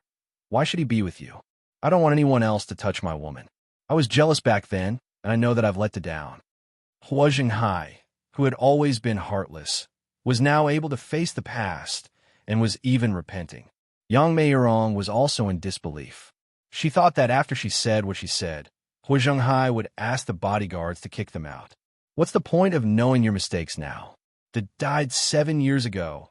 I'm afraid there's nothing left of him, Yang Meirong said as she wiped away her tears. Mian, you don't want to forgive Dad either? Hua Zhenghai glanced at Huamin. Uncle Hua, you must be joking. I'm just a commoner. How can I talk about forgiveness with you? Huamin's words seemed normal, but they were actually more hurtful. Hua Zhenghai felt extremely sour when he heard Huamian call him Uncle Hua. Mian, I'm old, and there are some things that I don't want to regret. Everyone was once young, and everyone made mistakes. I hope to have a chance to repay you. Really, I've already given you shares of the whole corporation. As long as you're willing to come back. No need. We don't care about shares. Hua Zhenghai, at this point, do you still think that money can solve everything? Then you can live with your money for the rest of your life. Also, I really hope that after you die, Shun Jiani will keep her chastity for you. Otherwise, with how flirtatious she is, I'm afraid that she'll cheat on you after you die. Instead of worrying about us, why don't you worry about your son and daughter and see if they can survive in Jiang Hong's hands? After speaking, Yang Meirong grabbed Huamin's hand and turned around to leave. Hua Zhenghai's face was gloomy. After Huamin and Yang Meirong left, Hua Zhenghai smashed a vase in the room, spilling water all over the floor. Yang Meirong was amazing. Not only did she have a sharp tongue, she was also able to hit the nail on the head and point out what Hua Zhenghai was worried about. He was not in the mood to care about whether Xinjiani would find a man in the future. What he was worried about was whether his precious children would be ostracized by Jiang Hong and Hua Xiqian. In the evening, Hua Xiqian came to visit his father. He held a small knife and peeled an apple for his father. Dad, eat an apple. Hua Xiqian smiled gently. But who knew what was hidden behind that gentleness? Hua Zhenghai knew that nurturing a tiger was inviting calamity. Back then, He had wanted to marry Xinjiani and his son and daughter. He had no choice but to negotiate with Jiang Hong. Jiang Hong adopted a son from her younger sister, Hua Xiqian. Over the years, Hua Xiqian had become his biggest obstacle whenever he wasn't paying attention. Moreover, it was impossible to get rid of him on the surface, because on the surface, he was already known as the eldest son of the Hua family. He was famous for being a filial son in the circle. Even if Hua Zhenghai wanted to eat fish in the middle of the night, he would still drive the cruise ship out to sea. On the other hand, Hua Si ate, drank, played around, picked up girls, raced, got into fights, and had a bad record. He was already a hopeless person. Even so, Hua Zhenghai was still unwilling to let his empire fall into the hands of an outsider. No matter how good Hua Xiqian was, he was not a descendant of the Hua family. Plus, his wild ambitions were obvious. However, it was not time yet, so they couldn't fall out with him. Therefore, they had to maintain this fake father-son relationship. "How's the company?" Hua Zhenghai asked as he took the apple. "It's pretty good. I heard that you sent C to the ordering convention in France next month." "Yeah, he's a grown-up now. He needs to take responsibility and slowly manage the company with me." Hua Xiqian was still smiling. However, the more he smiled, the more uneasy Hua Zhenghai felt. It was like a ticking time bomb that could explode at any moment. C is still young and reckless. Don't give him big business. He doesn't have the ability to do it for now. He won't, Dad. I think C is very studious these days. I have high hopes for him. Hua Zhenghai was speechless. He didn't say anything else and quietly ate the apple. "Dad, I heard that Sister Mian came by today." Hua Xiqian asked casually as he held a sharp fruit knife in his hand. Chapter 219. Hua Zhenghai's hand shook slightly as he ate the apple. Then, he sighed and said deliberately, "Sigh, I'm getting old and useless. I can't believe I miss Wenmin so much." "Yeah, I could tell that she was a good girl at Grandma's funeral." Hua Xiqian smiled. "But that child doesn't seem to want to forgive me. I don't know if I'll ever hear her call me Dad again." Hua Zhenghai was a little moved. Hua Xiqian reached out and patted the back of Hua Zhenghai's hand, comforting him. "She will. Dad, don't worry. Mian isn't such a heartless person. She'll definitely come back, I promise." "Are you close to Mian in private?" Hua Zhenghai asked tentatively. "I really like her as a sister, but she doesn't like me. She won't even greet me when we meet. I don't have a choice. I want to get close to her and take care of her as her brother, but I don't even have the chance." "Oh." Hua Zhenghai seemed to be relieved. "What's wrong? Dad, did Mian say something to you?" "Nothing." Seeing Hua Zhenghai's expression, Hua Xiqian only smiled and didn't say anything else. On the way home, Huamin took his mother to a mall near their home and bought her autumn thermal underwear and shoes. Yang Meirong kept saying that it was enough and wouldn't buy anything. In fact, Huamin knew that she was afraid that he would spend too much money. "Mom, don't worry. I've already transferred to another job. The salary here is very high. I can support you in Jixin. But you can't spend it recklessly.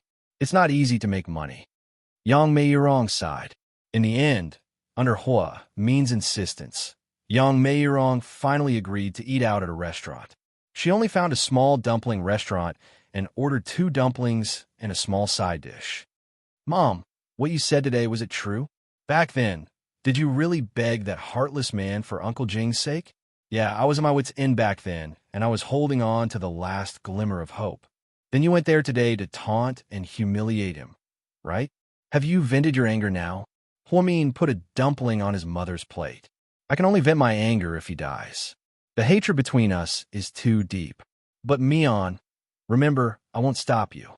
If you still care about our father-daughter relationship, you can go and see her. You are you, and I am me. I know the difference between us." "Mom, do you think he really wants to make it up to me?" Huamin asked again. "He doesn't look like he's faking it. I've never seen him cry in all the years I've known him. Today his eyes are red. Perhaps he's afraid that he won't be able to hear you call him Dad in the end." Yang Meirong sighed. Huamin looked at his mother and took a bite of the side dish. Then he said slowly, "Mom, that's why I said that you're still too naive. He saw through your weakness. You don't think he's sincere? Yang Meirong was a bit surprised. Huamin sneered. Haven't you heard a type of tear called crocodile tears? Today, he deliberately put on a show for us to see. He doesn't really want to beg for our forgiveness. He just wants to rope us in. Like I said, he wants us to get involved in the Hua clan's fight, then stand on his side and help him protect his son and daughter. But what if you guessed wrong? You didn't wrongly accuse him? Yang Meirong thought back to what just happened and felt that Hua Zhenghai's emotions weren't fake. There's no way I guessed wrong. Who is he? Aside from the fact that he used to be your man, my father? He's a huge business tycoon. Do you think a person like him hasn't seen anything? Why would he care about love? He hasn't looked for us all these years. Now that the Hua family is in a civil war, he suddenly has a conscience and wants to acknowledge me as his daughter. At the end of the day, he saw through human nature's weakness. When Grandma passed away, he asked me to go back home to pave the way for a dark relationship. Mom, I'm not you. I won't be used. You're too stupid, and that's why you ended up in this tragedy. I'll show you his true colors. I'll also let him know that he's not the only one who's heartless. His scheme won't succeed, and he won't acknowledge me as his daughter. After speaking, Huamin lowered her head and ate the dumplings one bite at a time.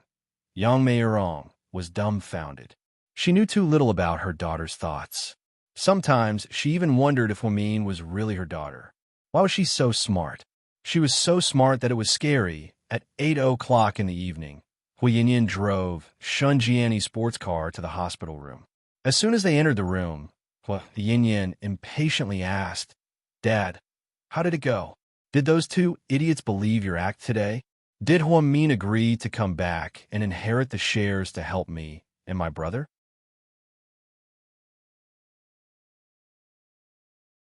Chapter 2:20. It's hard to say. I'm not sure what they're thinking yet. Hua Zhenghai wasn't sure either. Huamin and Hua Mian believed him. Shun Jianni walked over and held Hua Zhenghai's hand with a gentle gaze. Zhenghai, thank you for your hard work. It's all for the kids. What are you talking about? Where's Si? He's still preparing for his overseas work trip next month.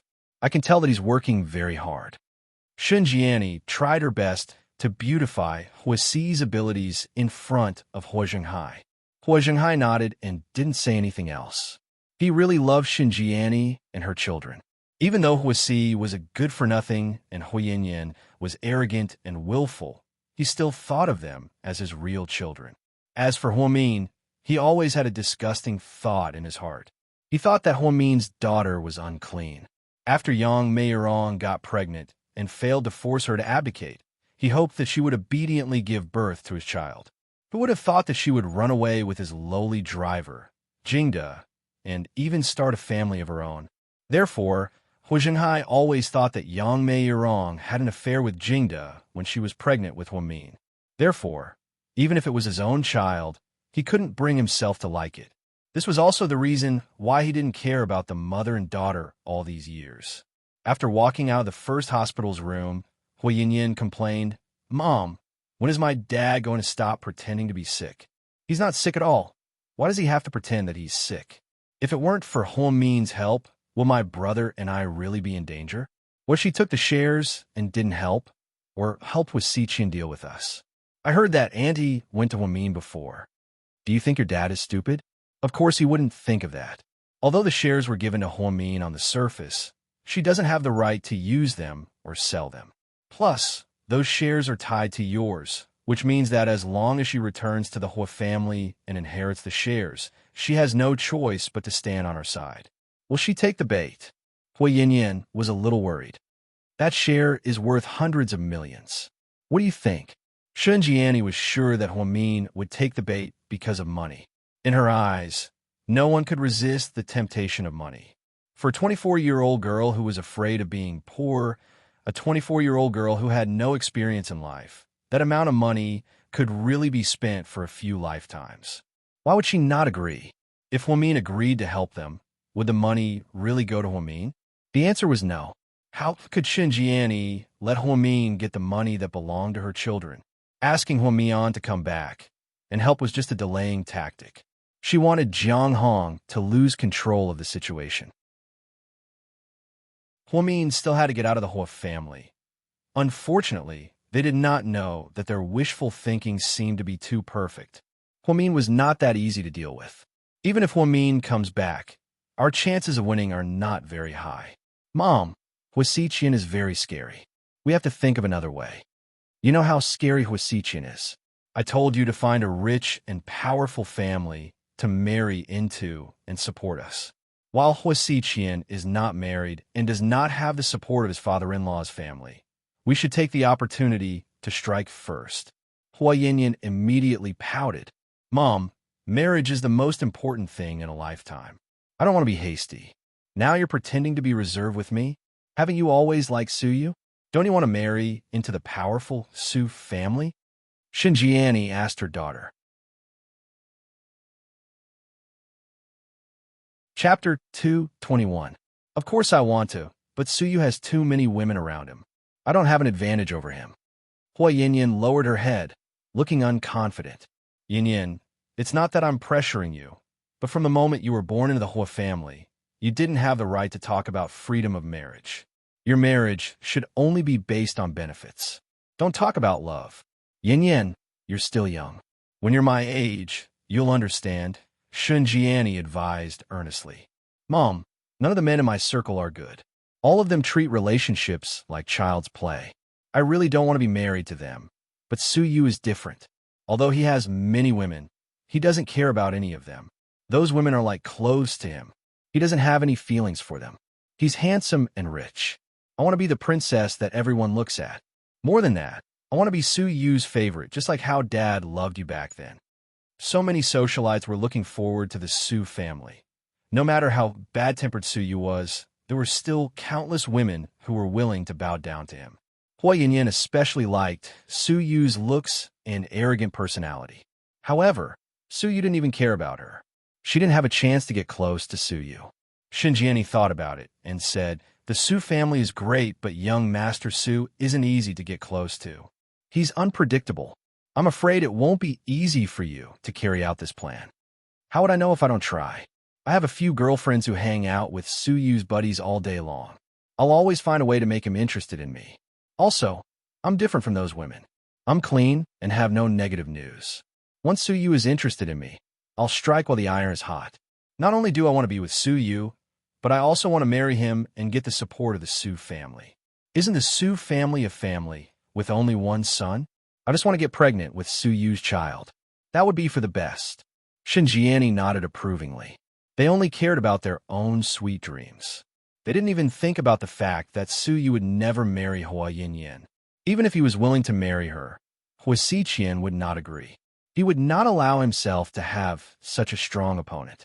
Moreover, Suyu still didn't know who Hua Yinyan was. Not to mention having Suyu's child. If Huamin were here, she would definitely say, Hua Yinyan, aren't you overthinking things?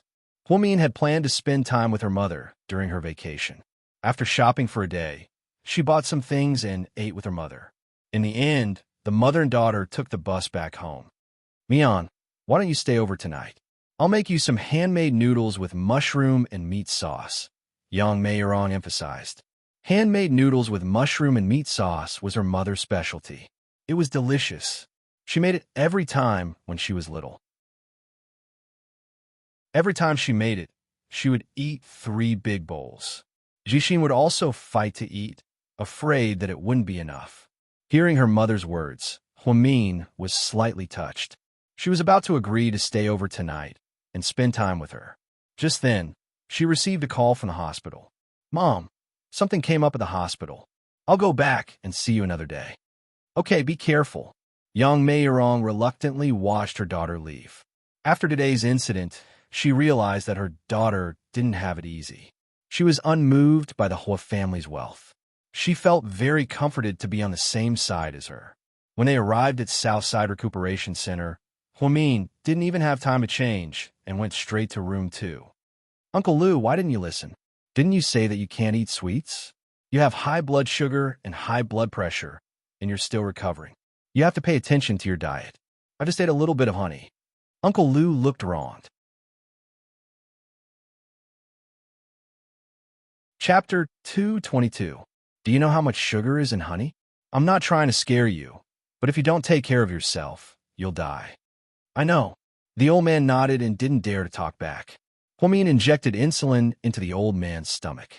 Then, she reminded him about his diet and threatened him, "If you don't listen to me, I won't play chess with you anymore.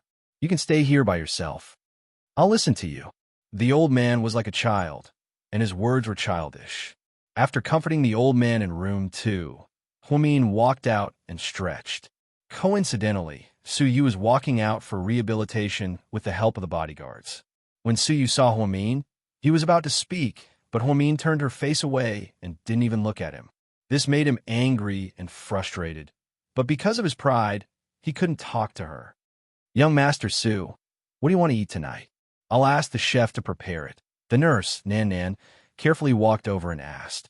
Suyu glanced at Huamin, who was sitting at the on-call desk, and said, "I want to eat seaweed rolls." Seaweed rolls? Nan Nan was slightly surprised.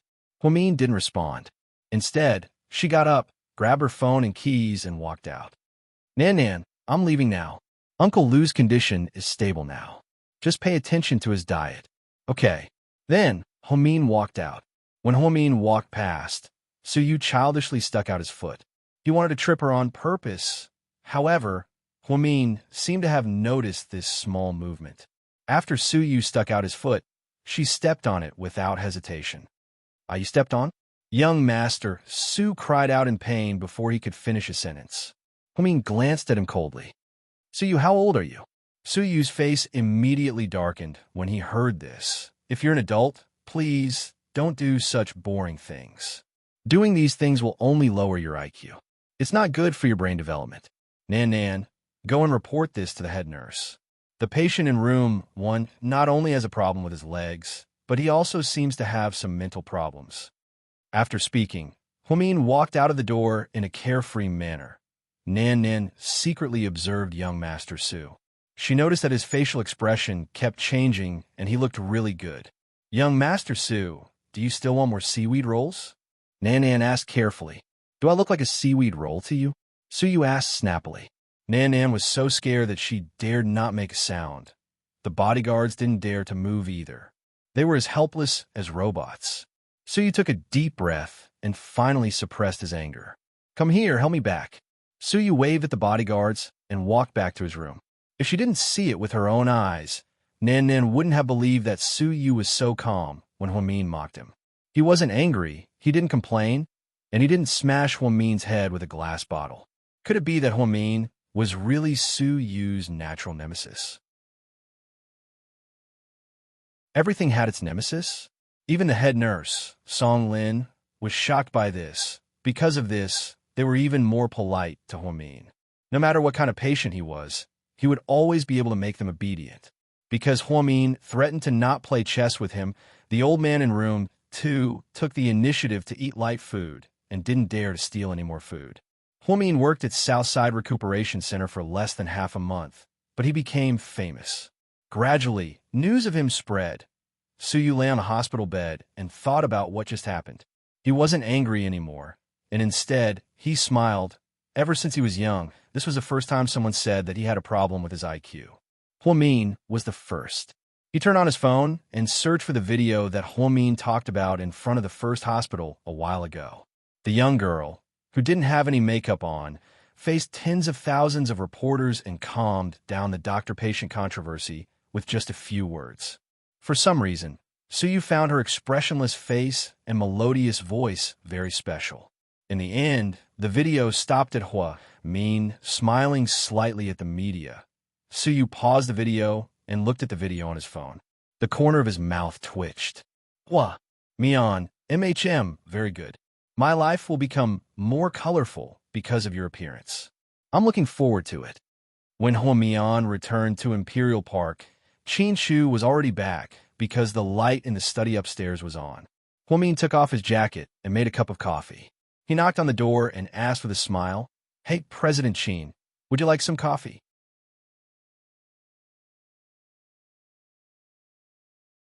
Chapter 223. As soon as Qin Shu turned his head and saw Huamin, his gaze softened. "I don't need coffee. Can I have tofu instead?" Shu's jokes were always so serious. Hwamin immediately walked in, blushing. He placed the coffee next to Shu's mouse and poked his head with his finger. How can you be so relaxed when you're focused on work? You're not very good at being the president of GK. Didn't you say on WeChat that you were staying there? Hwamin nodded. That was my plan, but something came up at the hospital, so I had to go back. It was pretty late by the time I finished, and my mom goes to bed early. I didn't want to wake her up, and I have to work tomorrow as well. MHM, have you eaten? I did. I had a working meal at the hospital. What about you? I haven't eaten yet. I'm not that hungry, President Sheen said as he looked at the information on his computer. Hwamin stood beside him, curiously looking at the information on his computer. There were 3 pictures of rings. Perhaps it was because they weren't finished yet, so they weren't that pretty. Hwamin looked at them seriously, and Shu naturally placed his hand on Hwamin's waist, gently hugging her. Then, he smelled her unique scent, and for some reason, his mood improved. These are the rings that GK will be releasing next month. Pick one out of the 3. Which one do you think is the best? Shu asked. I'm not an expert. You can choose. Hwamin smiled. I trust your taste. Pick for me. After looking at them all night, Shu felt a headache coming on. The 3 designs were designed by 3 different people. The first design was a crescent-shaped ring with stars inside, designed by Jiang Linwei. It was called Stars Embrace the Moon. All young girls would like this dreamy design. The second design was submitted by a young design director from the southern branch of GK. It was a tear-shaped ring, romantic and sad at the same time. It was called the Devil's Tears. The third design was in the shape of a burning flame. The craftsmanship was more complicated, but it was more breathtaking. This bold design was made by a new designer from the overseas headquarters. Among the tens of thousands of works a while ago, there were 3 that stood out. As the CEO, Shu had to personally select a flagship product and then officially launch it on the market. After a night of reading, each of the 3 works had its own advantages and disadvantages, so he had been hesitant. Since Hwamin had just returned, he asked for her opinion. Hwamin bent over in front of the computer and looked at it seriously. He said, then I'll comment. Don't laugh at me. Shu unconsciously tightened his arms around Hwamin's waist, as if he was afraid that she would run away.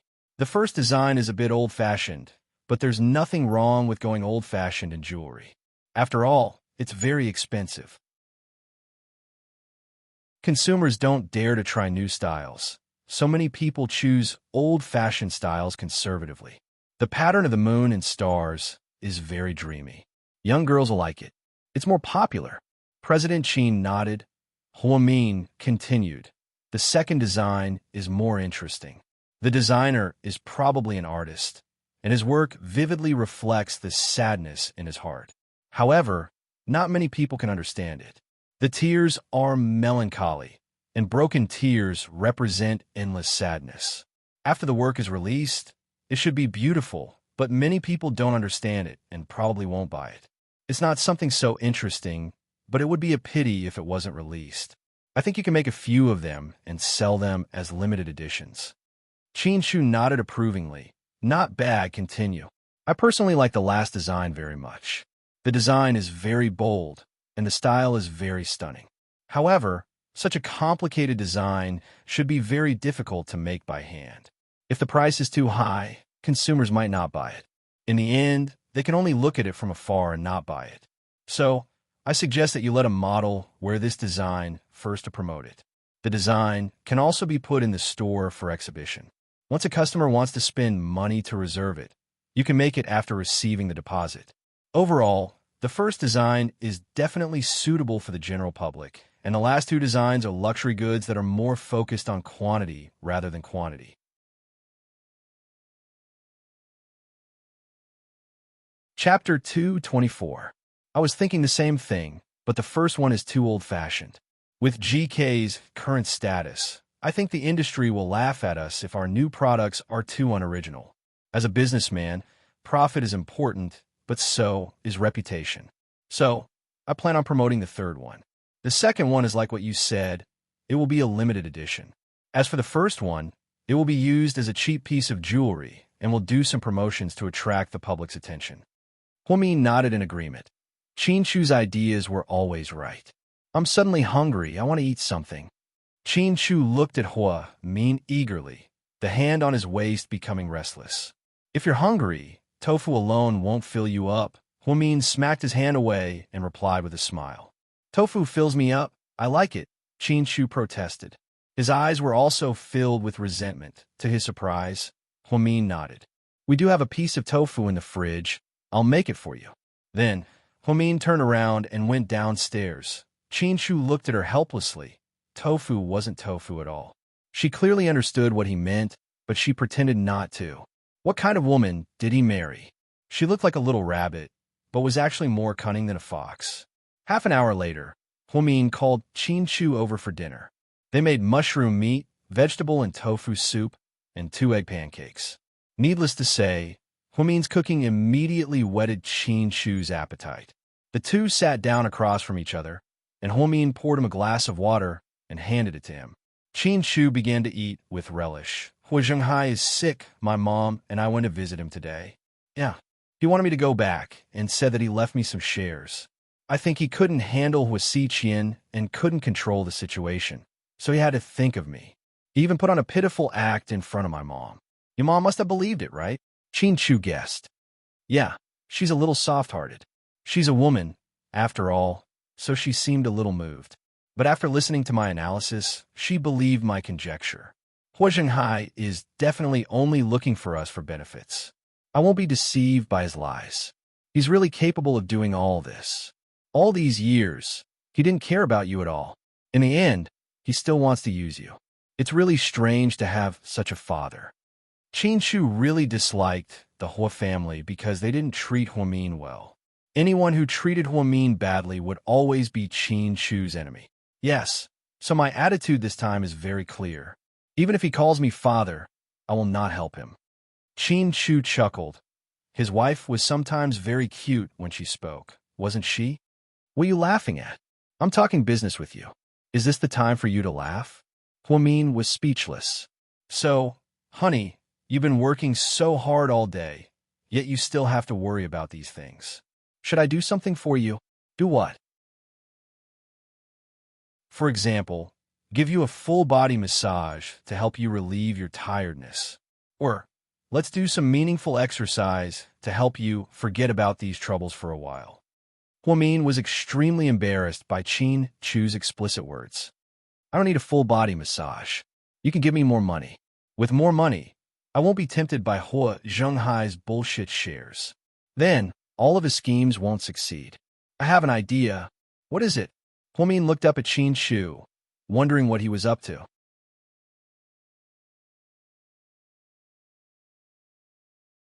Chapter 225. You can work at GK, and I'll give you the position of Executive Vice President. You can join the Board of Directors and own GK's shares, making all the other shareholders pale in comparison. That's true. 1% of GK's shares is worth many times more than 10% of the whole corporation's shares. I believe you. So, do you want to work? Yes, I'm very sincere in hiring you. What do you think of an annual salary of 50 million yuan? Wouldn't it be bad if people found out that you pulled strings for your wife? Huamin laughed. You're already my wife. Why would I need to pull strings? Yeah. So, instead of being executive vice president, you should just be a young lady at GK. It's more relaxing and you'll get paid. Huamin joked. Qin Shu didn't say anything else. He knew that Huamin wouldn't work at GK. He was just teasing her. After dinner, Huamin went upstairs to shower. When she came out, she looked at her phone and saw a text message. She opened the message and was dumbfounded. Your ICBC account number is 1040, and you've transferred 50 million yuan. Your balance is 53,006,000 yuan. 53 million yuan? She knew that 3 million yuan was the one that Qin Shu asked the finance department to transfer to her every month. But what was with this 50 million yuan? She immediately got up and walked out of the door to see Qin Shu reading the financial news downstairs. Did you just transfer money to my account? It wasn't me. That's impossible. Huamian refused almost immediately. Such a huge sum of money. Who else could it be but him? Didn't you want to go against the whole corporation? I'll transfer some money to you to calm you down. Are you kidding me? It's too much. I don't want it. Take it. If your husband goes bankrupt, you can use it to help me make a comeback, Qin Shu said as he sipped on his tea, as if 50 million yuan was as simple as 500 yuan. So, there really was a man who could willfully give his wife tens of millions of yuan. Huamin was confused. Was she a rich woman now? Qin Shu suddenly gave her so much money, and the reason was so good that it was hard for her to refuse. She suddenly thought of something and posted it on her WeChat friends circle. She wrote, "If a woman follows you and she's after money, give her enough money and she won't get angry and make a scene because you're with another woman. If a woman pursues feelings, you should give her enough love and security. She won't look down on you because you don't have money. If you can't give her money and love, but you want her to tolerate your laziness and lies, then I'm sorry. What you need is not a girlfriend, but a retard." As soon as she posted it, Zhu Lingling immediately liked it. Then a phone call came in. "Girl, not bad. I feel that your words are meant for me. I've benefited a lot. You're overthinking it. I saw it on Weibo and thought it would be fun, so I posted it," Huamin explained. "I know, huh? I was just kidding. You've been busy lately. Haven't you been on WeChat?" "Yeah, after I got transferred to Southside, there's been a lot of messy stuff going on. Let's have a drink some other day." "No problem, but you can't let Qin Shu know. He'll strangle me." "I won't strangle you, but don't worry, I have a better way to deal with you." Qin Shu walked into the bedroom without Huamin noticing. Huamin was so scared that she immediately hung up the phone. "Mr. Qin, eavesdropping on other people's calls is not a good habit." "Then you going out for drinks behind my back is a good habit?" Qin Shu crossed his arms and leaned against the door as he looked at Huamin. Huamin immediately felt guilty. "I was just brushing Lingling off." "Oh, brushing off your friends is a good habit," Qin Shu said on purpose. Huamin was immediately speechless. She thought for a moment and slowly walked over. She wrapped her arms around Qin Shu's neck and said coquettishly, "My dear Mr. Qin, if I kiss you, will you let me go out for drinks?" Before Qin Shu could respond, Huamin raised her head and kissed him. This time, she kissed Qin Shu's lips again. Qin Shu's first reaction was, "Huamin, you're crazy, you know."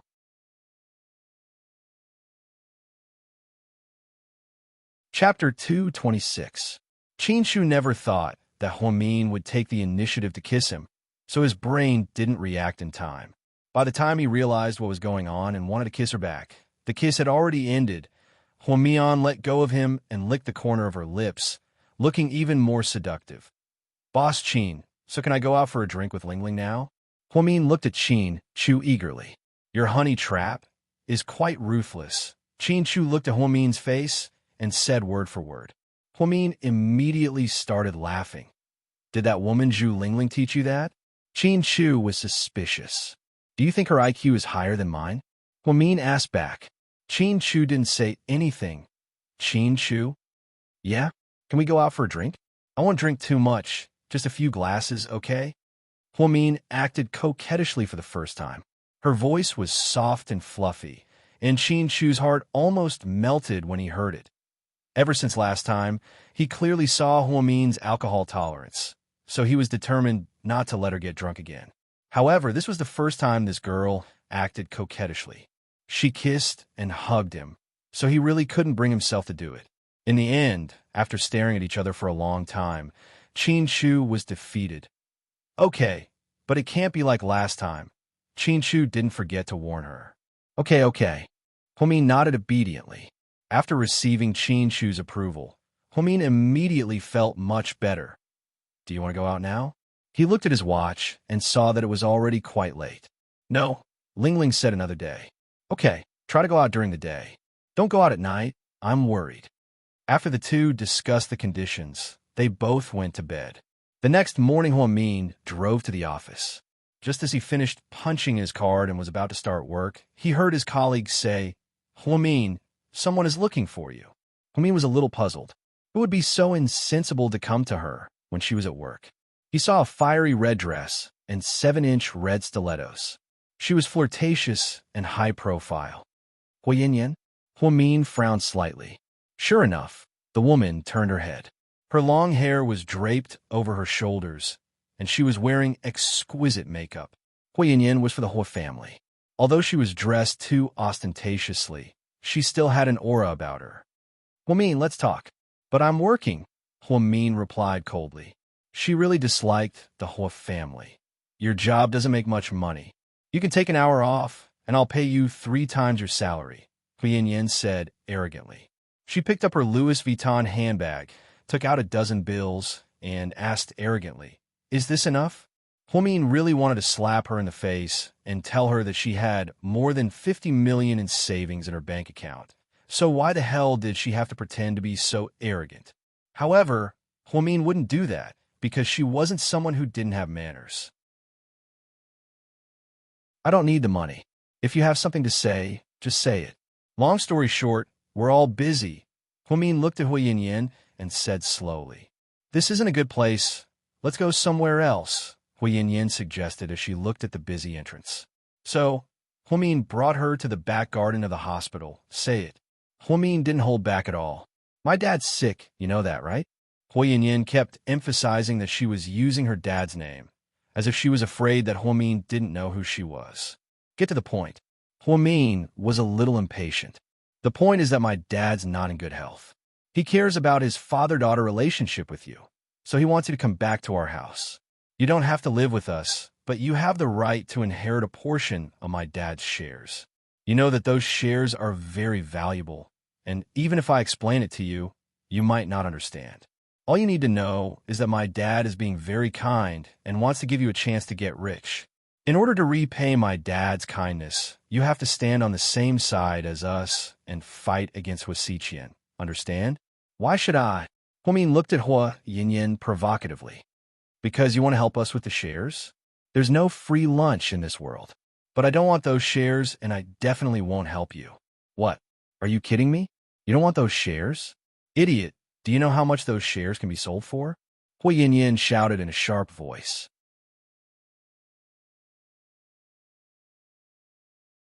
Chapter 227. I don't care how much those things cost. It has nothing to do with me. Miss Hua, please leave. Don't come here to look for me in the future. I don't want you to affect my work. Huamin asked her to leave. Shit, you idiot. Hui Yanyan was so angry that she cursed. Hui Yanyan, you're a socialite. Please mind your image. Huamin, don't be so shameless. My dad just took pity on you. He saw that you were so poor and had a younger brother who was a burden to take care of. I heard that in order to pay for his education, you had a lot of part-time jobs. When you were in school, you even worked part-time at a KFC. Also, that weird mother of yours, when she failed to force my dad to abdicate, she had an affair with my dad's chauffeur. After that, the two of them had a child. When she couldn't make a living, she wanted to blackmail my dad. She didn't succeed, so she spread rumors that my dad was a heartless man. You're so poor, but you still want to pretend to be rich. I heard that you drive a Volkswagen CC, right? Did you buy it with a loan or a second-hand car? Or are you being kept by some man? Hui Yanyan was the vicious type. She was extremely snobbish and looked down on the poor. Previously, when they were in school, it was said that there was a classmate who liked her very much. However, because the boy's family background was ordinary and his parents were both civil servants, she used all kinds of sarcastic means to mock him. In the end, the boy couldn't take it anymore and jumped from the 3rd floor of the school, breaking his leg. What kind of character was she? Are you done farting? If you're done, get lost. I'm afraid I'll throw up if I look at you for another minute. What did you say? Hui Yanyan was obviously shocked. People like you have a good family background and a rich life. You should cherish it. Otherwise, if you continue to squander like this, you'll end up in a sorry state one day. Don't be so mean, or you'll be punished by the heavens, Huamin said calmly. Who are you talking about? Huamin, you're just jealous of me. You're jealous that I'm the daughter of the Hua family, and you're just a lowly nurse. Miss Hua, are you suffering from delusional disorder? Where did your sense of superiority come from? Why would I be jealous of you? Do you look like Zhang Manyu or Lin Qingxia? Is your husband Liang Chaowei or Li Zikai? Of the 3 of you, other than your mother who still has a brain, I think you and your brother are simply retarded. I suggest you eat more walnuts when you have nothing to do. Aren't you afraid of being laughed at by others for showing off your IQ? Also, For people like you to be able to survive until now, I have to say, Huasiqian is really soft-hearted. After speaking, Huamin turned around and left. Huamin, come back here. Who the hell are you calling brainless? Huayin was furious. However, Huamin didn't give her any chance to fight back. She had wanted to make a scene at the hospital, but she was afraid that the media would make groundless accusations, which would leave a bad impression on her. On the way back, Huayin was fuming inside the sports car. She didn't even discuss it with her mother when she got home. Instead, she made a bold decision. She made a phone call to a reporter that she was quite close to. That night, at 8 p.m., that reporter announced that she was Huamin's illegitimate daughter on Weibo. The reporter described her and her mother as an ugly mother and daughter who were completely greedy for the Hua family's wealth. They didn't even care about their own father when he was sick and only thought about how to get money. At the same time, some people even suspected that Huamin was able to avoid the scandal because of her identity as the illegitimate daughter of the Hua family. The report also claimed that Huamin and Huasiqian were quite close, so Huasiqian might have been the one who settled the scandal. It was an exaggeration, but many people believed it. After Huayin had enough fun at the nightclub that night, Shun Jiani asked with a grim expression on her face, Yin, were you the one who exposed Huamin's identity?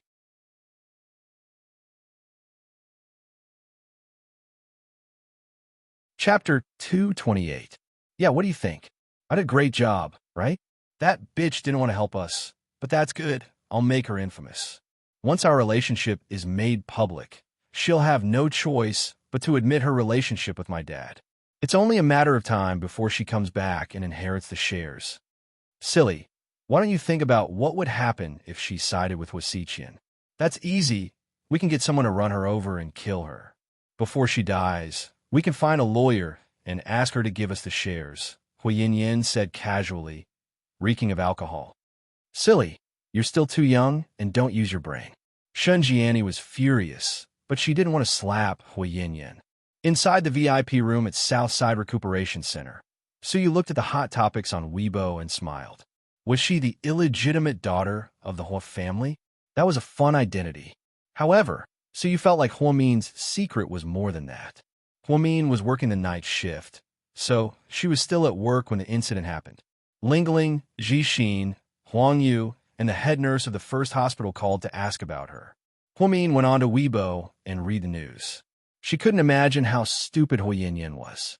Even if she wanted to mess with her, she shouldn't have done something so brainless. It seemed like she had angered her during the day, and now she wanted to force her to admit her relationship with Hua Zhenghai. She didn't admit it back then, but now she was forcing her to admit it. The Hua family was truly despicable and shameless. Girl, are you okay?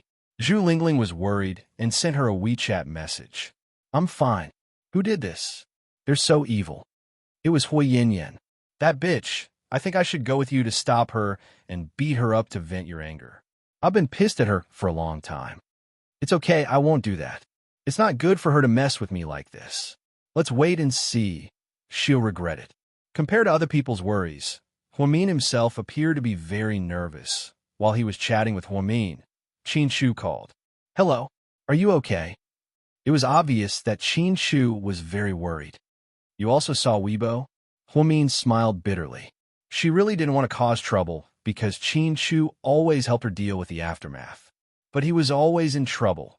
Yes, I've already arranged for someone to suppress this matter.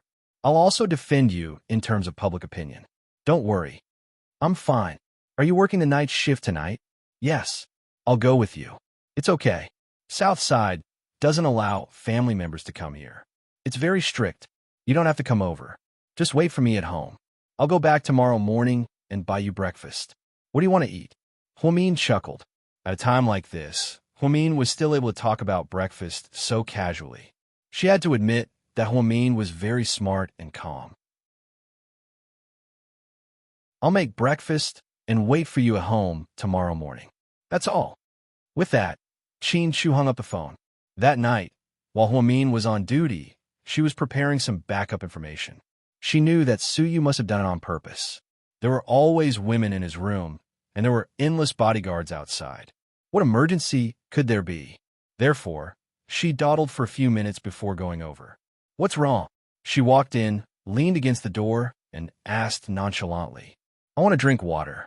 Pour me a glass." "Don't you have hands?"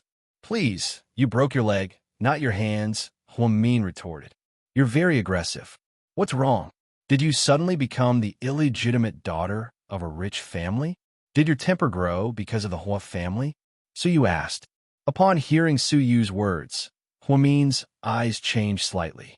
Then, she turned around and answered as she poured herself a glass of water. "Wrong. For the past 24 years, the Hua family has never acknowledged me. My temper is just as bad. It has nothing to do with who I'm basking in." With that, Huamin handed her the glass of water. Then, she turned around and left. "Huamin? What is it?" "Huamin, turn around. If you beg me, I can take care of this for you within a minute." Su Yu held the glass of water and looked at Huamin arrogantly. She wasn't bragging. If Su Yu were to help, it would probably be done in minutes. "Thank you. If you drink less water, pee less, and don't torture me, the nurse on duty, a few more times, I'll be immensely grateful." With that, Huamin walked out of the room. As expected, no matter how big of a problem she was in, she would never ask for help. Su Yu quite liked her arrogant personality, but he was also angry that she wouldn't beg him. Women should be gentle when they needed to be, and given when they needed to. When Huamin returned to the on-call desk, her phone kept ringing. When she picked up, the first thing Jixin asked was, "Sis, are you planning to go back to the Hua family?"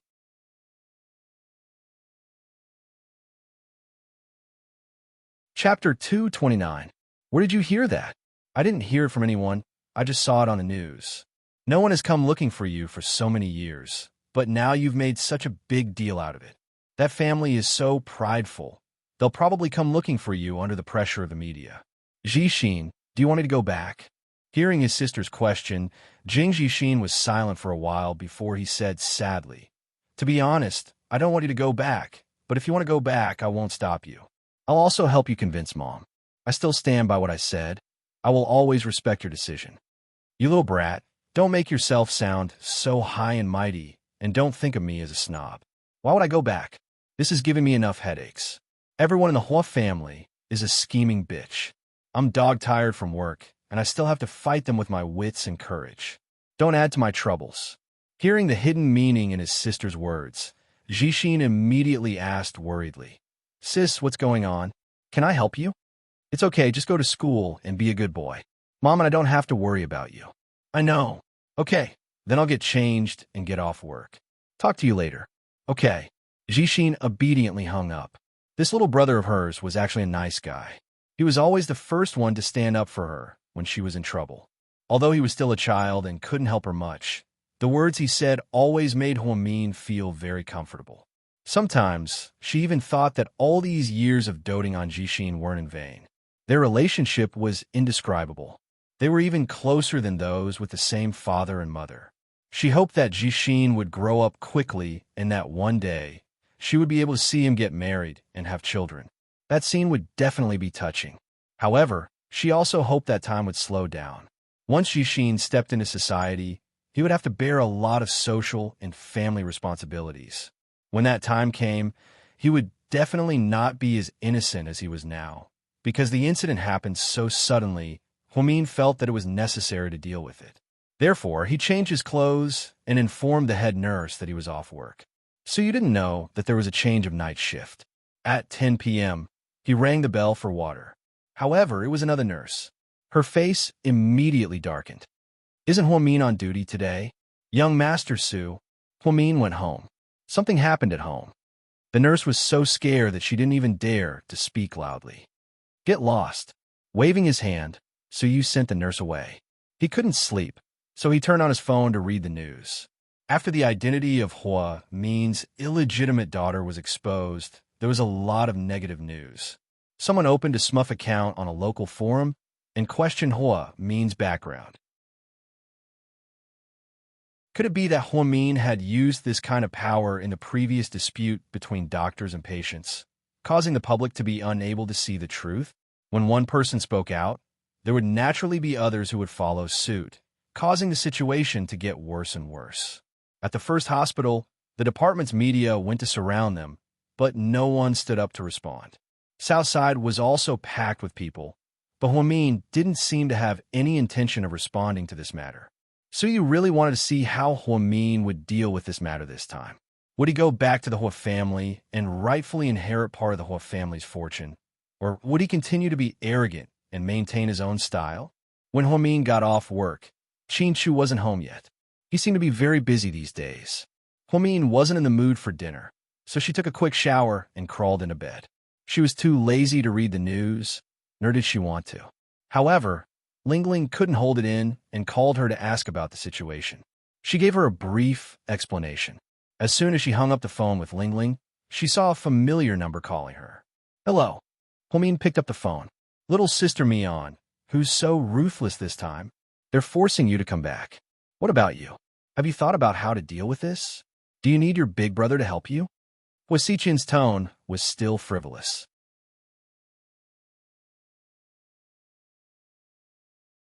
Chapter 2:30. No need. Faced with Hua Xiqian's offer to help, Huamin immediately rejected it. Don't be so stubborn. If you don't control the situation and let it develop, you'll be the one who gets hurt the most. It won't affect the Liang siblings at all. Plus, I think that even if you don't respond, they won't stop if they don't get what they want. They'll continue to put up a smokescreen to force you. Instead of being passive, why don't we take the initiative? We can work together and kick them out any time. Mr. Hua isn't dead yet. Don't be so sure, Huamin reminded her coldly. I know, this has nothing to do with Dad. He won't directly interfere with this yet. He'll just sit on the sidelines and watch the tigers fight. But I'm guessing that Shun Jiani didn't come up with such a brainless plan. It was most likely Hui Yinyan's doing. Huamin fell silent. She thought so too. When she thought about the unpleasant conversation she had with Hui Yinyan at the hospital during the day, she was the biggest suspect. Not only would publicizing these scandals bring inconvenience to Huamin's life, but it would also use the power of public opinion to force Huamin to make a choice. She could either return to the Hua family and acknowledge their relationship, or she could leave the Hua family forever and never return. Originally, she could choose directly, but at this juncture, Hua Zhenghai was sick. If she heartlessly cut ties with him, people would say that she was an ingrate who didn't even care about her own father. Huamin knew that this was a trap. No matter how she walked, it wouldn't be easy. Not to mention, she was too weak. Compared to Hui Yinyan and the others, she didn't have any connections or resources. Unless she needed Qin to help her. But she really didn't want Qin to help her. She thought that she was strong enough and couldn't live under Qin protection forever. Hui Yinyan's actions won't do her any good either. I'm not that weak, and I won't give in easily. It's still too early for her to defeat me so easily. But how can we exchange blows? Not bad. Your courage is commendable. You can't be compared to Hui Yinyan. Even if you weigh your IQ, you're still 3 kilograms higher than her. However, I'm afraid this incident will bring you quite a bit of trouble. You'll be living in the eye of the storm, just like last time. You're obviously not a public figure, but you'll be treated like one and cursed by the media and netizens. This is unfair to you. Hua Xiqian actually felt sorry for Huamin. She hadn't had a good life all these years. He had always wanted to help her, but she had always rejected him. Huamin laughed. Fair? How funny was young master Hua's words. There's no such thing as fairness in this world. Hua Yinyan is also an illegitimate daughter of the Hua family, just like me. She was born from a mistress, but she can enjoy everything with a clear conscience. I, on the other hand, have nothing all these years, and I have to be ridiculed and cursed. So, how can it be fairness? If that's the case, then you should take revenge on them. These people are only going to suffer the consequences of their actions. I won't take revenge on them, but I will definitely teach Hua Yinyan a lesson. But I won't work with you. I still stand by what I said. I won't participate in your civil war. Don't even think about trying to rope me in. I haven't said anything yet. You don't have to be so nervous, huh? Hua Xiqian laughed. He laughed at how cute Huamin could be when she was being silly. If there's nothing else, I'm hanging up. Mian, His voice was abnormally gentle. Huamin listened in silence. Mian, if you can't take it anymore, just come and find me. I will definitely help you. Don't count on Qin Shu. Don't place your hopes on a man who once abandoned you, understand? Huamin hung up the phone with a bang. No wonder Qin Shu called him a pervert. It seemed like he was seriously ill. She really wanted to correct him. Qin Shu never abandoned her. 7 years ago, she was the one who let him go first. 7 years later, Qin Shu was the one who took the initiative to pursue this relationship. Qin Shu didn't owe her anything. It was just that there were too many obstacles between them, so it hadn't come to fruition yet.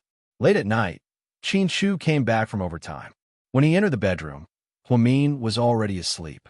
Qin Shu stared at her clean face. Finally, he lowered his head and gently kissed her forehead. Huamin rolled over and tightly wrapped her arms around Qin Shu's neck.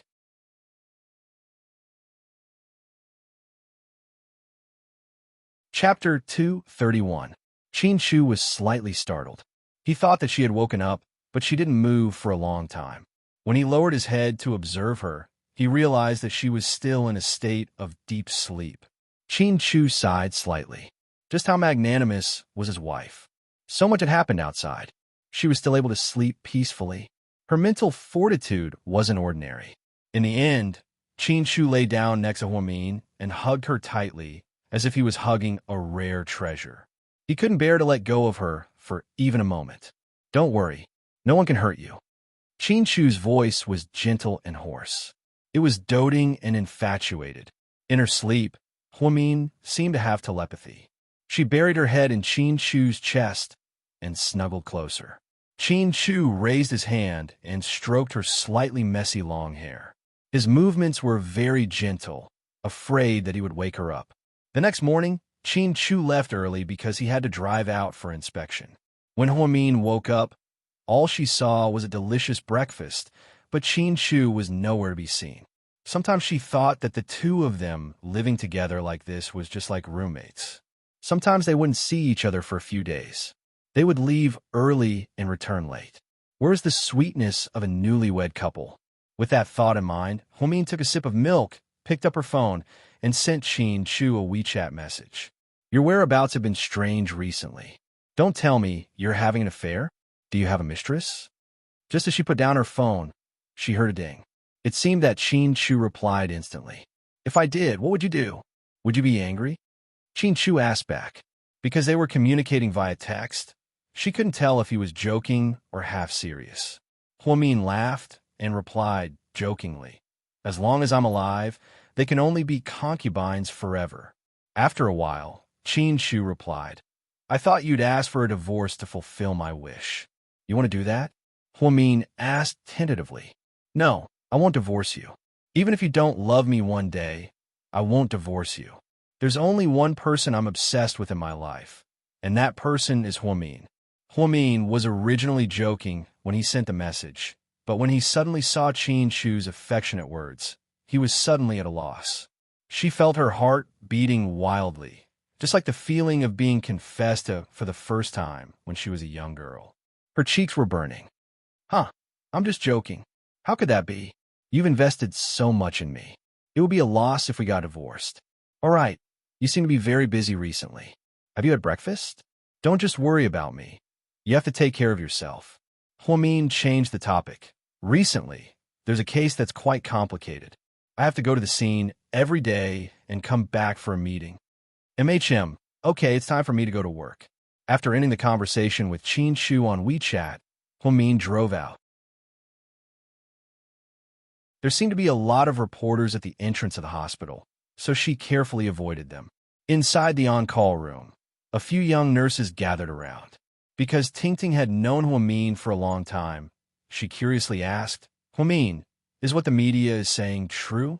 Are you really Hua Zhenghai's illegitimate daughter?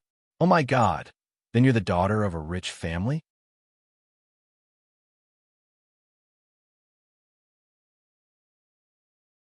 Chapter 232. Huamin bit her lips and smiled awkwardly. She did not admit or deny it. Then you're Hua Xiqian's sister? Oh my God, you're lucky. Do you have his contact number? Do you have his WeChat? Give it to me. A few nurses came over and argued. Huamin was helpless. Sorry, I don't have it. I don't contact him. Huamin, if you're really a member of the Hua family, why are you a nurse? The Huas are so rich. You should be a socialite like Hua Yin. Women were always gossipy. Huamin did not seem to want to answer. Just then, the head nurse, Song Lin, walked over. Don't you have to work? Head nurse. The nurses were so scared that they retreated to the side. Go back to your posts. It's working hours. Song Lin showed her courage and scared the nurses away with a few words.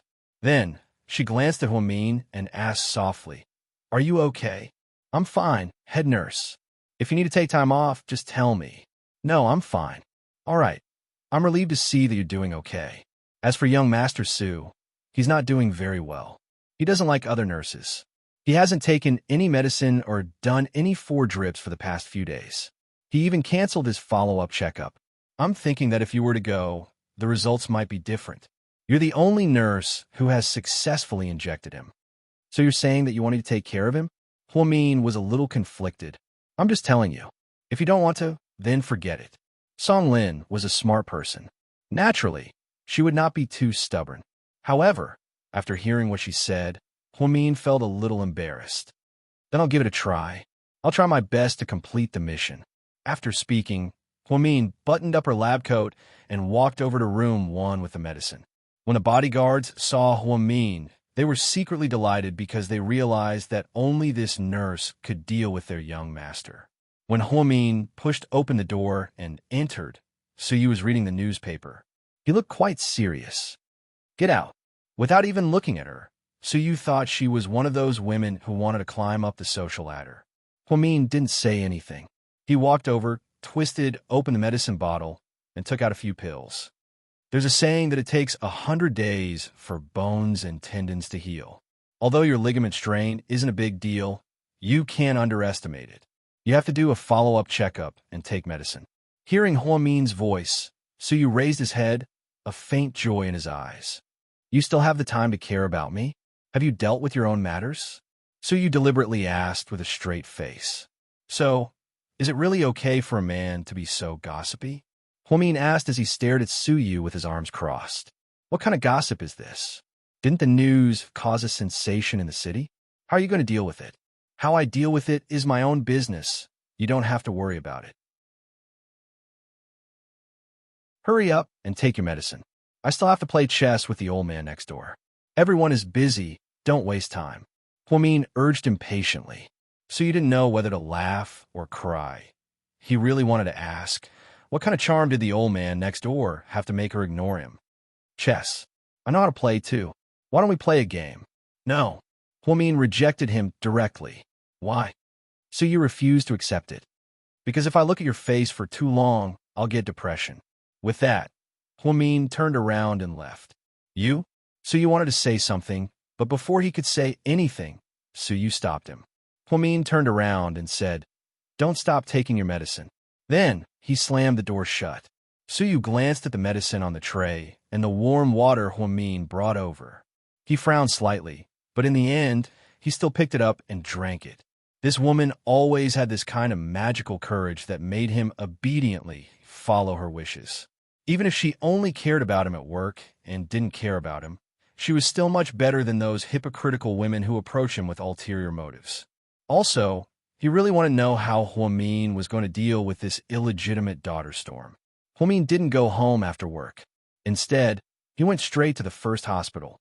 Inside the VIP room, Hua Zhenghai didn't seem surprised to see Huamin walk in. You're here? He looked at Huamin with a complicated expression.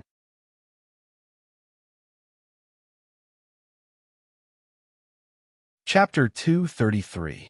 Mr. Hua, there's something I want to talk to you about in private, Huamin said meaningfully as he glanced at Huasi beside him. Huasi didn't think much of it and sneered, If you have something to say, just say it. I'm not an outsider. I'm my dad's son.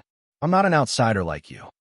Huamin only looked at him coldly and retorted, You make it sound like you're not the son of a mistress. What did you say? Huasi was just like Hua Yin. He wasn't calm at all and was extremely arrogant. He was used to throwing his weight around. As soon as he heard what Huamin said, he immediately exploded. Fortunately, Hu Zhenghai raised his head and suppressed his anger. "See, leave us for a second. Dad?" Hu Si was obviously unwilling. "Go out. I have something to say to her as well." Hu Zhenghai's expression was serious. Hu Si glared at Hu Min and left the room unwillingly. Hu Zhenghai glanced at Hu Min and asked, "You came here because you thought I was the one who leaked the news, right?" Hu Min shook his head. "No, I know Hu Yinyan did it. It has nothing to do with you. I just came here because I have something to say. Your mother came by this morning, and I could tell that she was very agitated. She thought I was the one who did it and that I wanted to force you to come back. She yelled at me like a dog. She hasn't changed at all. She's still as bad-tempered as ever." Hu Zhenghai calmly explained the situation. His calmness was very suitable for his age and status. After all, he was a businessman who had seen a lot. "I'm not sure about my mom. She didn't call me. I came here today to express my personal opinion." "What are you trying to say?"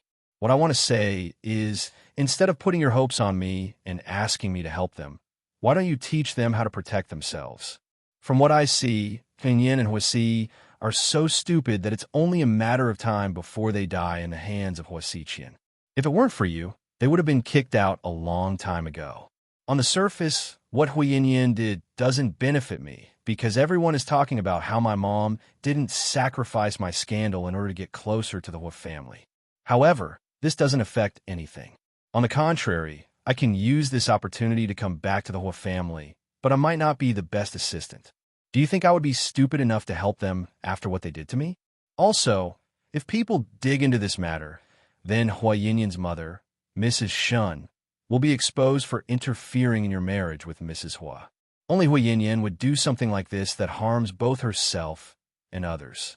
I'm worried about her intelligence, so I advise you to keep her in check. Otherwise, she might end up in a terrible state." Every word Hua Min said was like a knife to the heart, making Hu Zhenghai's heart race. There were pros and cons in this matter.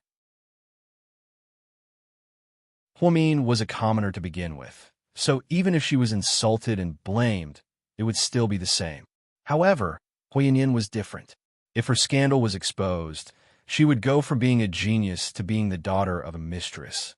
Moreover, Hua Yinyan wasn't married yet, so this matter might directly affect her marriage in the future. After hearing this, Hu Zhenghai fell into deep thought. After a while, he looked up at Hua Min and asked, "Even if I beg you, you won't come back and help me? Even if it's just to help me? What do you think?" Hua Min sneered and asked back,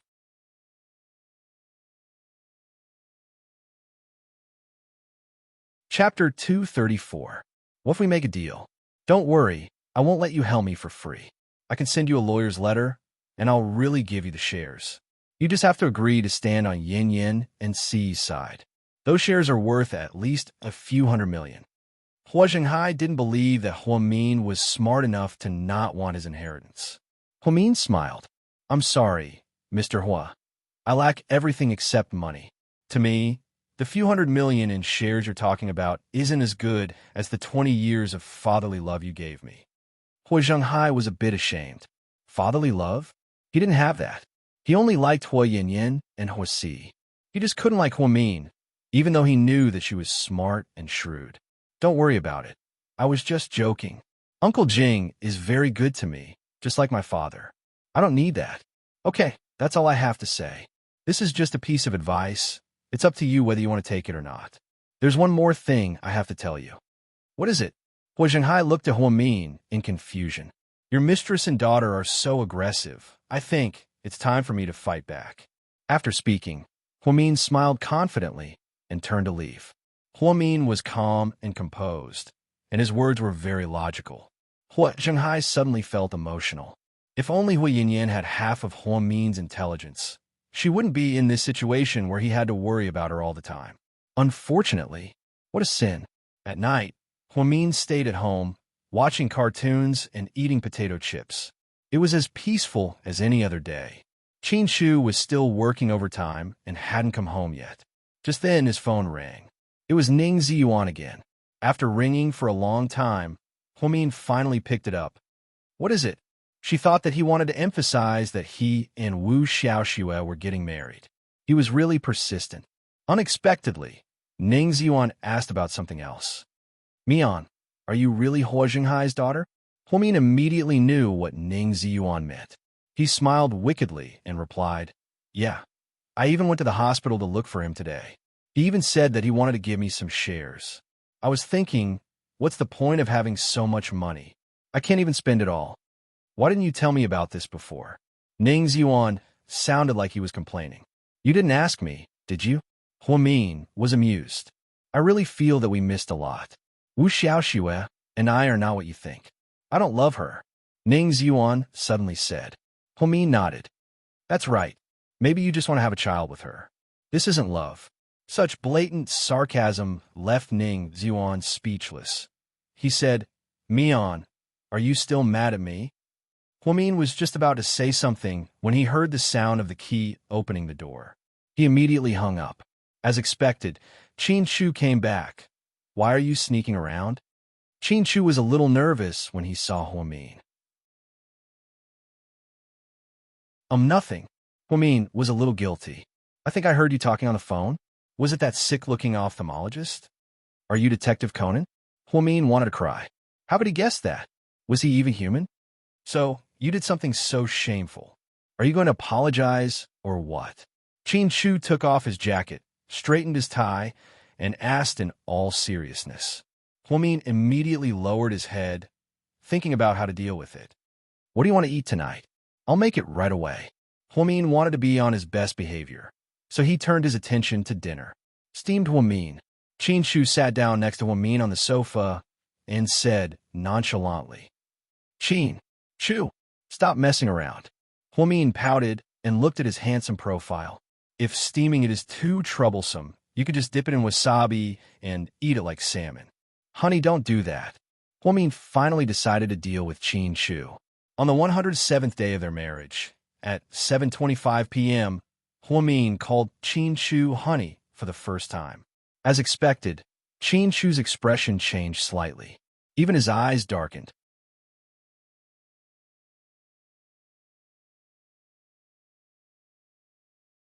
Chapter 235. He tilted his head and looked at Huamin. He sighed slightly and said, One day, I will die by your hands. President Qin, why would you say that? Huamin looked like he had been wronged. Qin Shu helplessly reached out his hand and pinched Huamin's collagen-filled cheeks. No one could compare to her intelligence. It all depended on whether she wanted to use it or not. When it came to Qin Shu, she knew all too well where his weakness was. No matter what, even if she was wrong, she could still be so self-righteous about it. Most importantly, she could soften Qin Shu's heart with one sentence. Qin Shu's heart melted when he heard her call him hubby. He wasn't in the mood to think about why Ning Ziyuan called him just now. Plus, he trusted Huamin from the bottom of his heart. He had dated Ning Ziyuan for so long, but they never broke through the last line of defense. Yet, she was willing to move in with him and even sleep in the same bed as him. This proved that in Huamin's heart, he was special. So you're not angry anymore? Yes. Qin Shu nodded. Actually, Ning Ziyuan didn't call me for anything. He probably saw the news recently and found out about my relationship with the Hua family. He's probably regretting that he didn't get any benefits from me back then. Huamin tilted his head and calculated. In the future, there's no need to talk about unrelated people. It seemed like Qin Shu was still slightly jealous. Huamin immediately wrapped his arms around Qin Shu's neck and smiled fawningly. Yes, Mr. Qin. That night, things took a turn for the better. Huamin's guess was right. After this incident was dug up, some nosy people found out that Shun Jiani had interfered with Jiang Hong and Hua Zhenghai's marriage in order to climb up the social ladder. In the end, she openly moved into the Hua family with her children. After this incident was exposed, it caused quite a stir. However, Shun Jiani was more powerful. Before the public opinion reached its climax, she took Hui Yinyan on an interview. During the interview, she cried about her grievances and difficulties. She said that she and Hua Zhenghai were truly in love and that Mrs. Hua allowed her to move into the Hua family. She wasn't the scheming woman that the internet made her out to be. As soon as she saw the public side, Shun Jiani couldn't hold back and jumped out to clear her name. This was indeed their style. That night, Huamian called her mother and had a long talk. The next day, when Amelia went to interview Yang Mei Yirong, she really wanted to yell at that scheming bitch Shinjiani. However, Huamian repeatedly reminded her not to do that. Sometimes, silence was the best response. Otherwise, it would only make things worse. Southside Recuperation Center. Suya had been very free lately. Without the extravagant nightlife, he paid attention to the gossip every night. He had been following Hoa Min's incident. He had expected the situation to turn around today.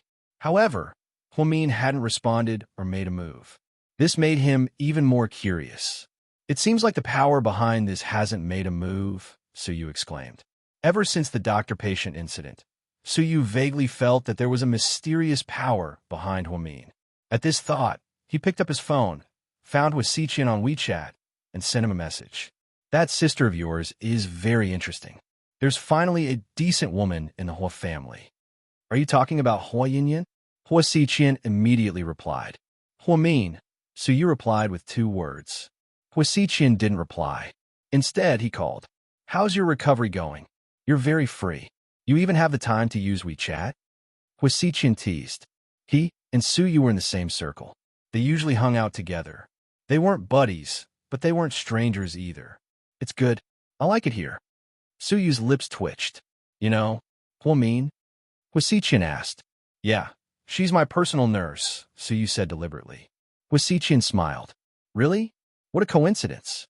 Your sister is really nice. If I say that I want to date Hoa Min, will you support me? On the other end of the phone, Hua Xiqian's expression changed slightly, and his gaze turned sharp.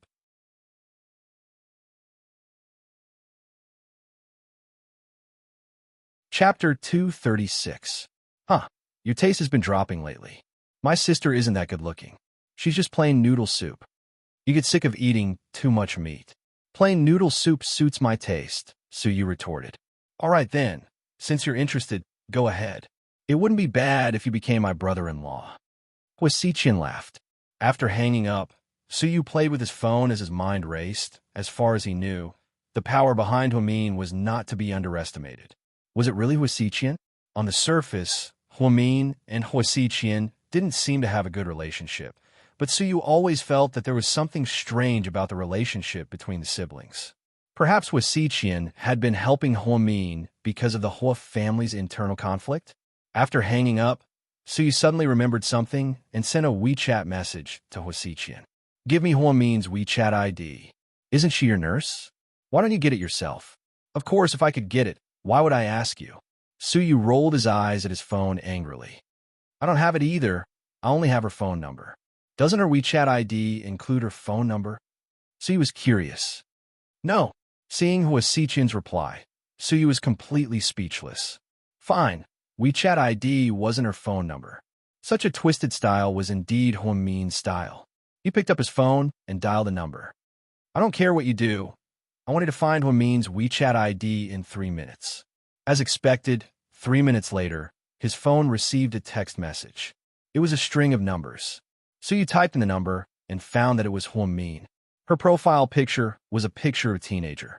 She still looked the same as she did many years ago, with her ponytail and white t-shirt. Such a silly look. Suyu smiled and pressed the identity verification button. After a long time, he still didn't get a reply. He got anxious and added it again. It said Suyu.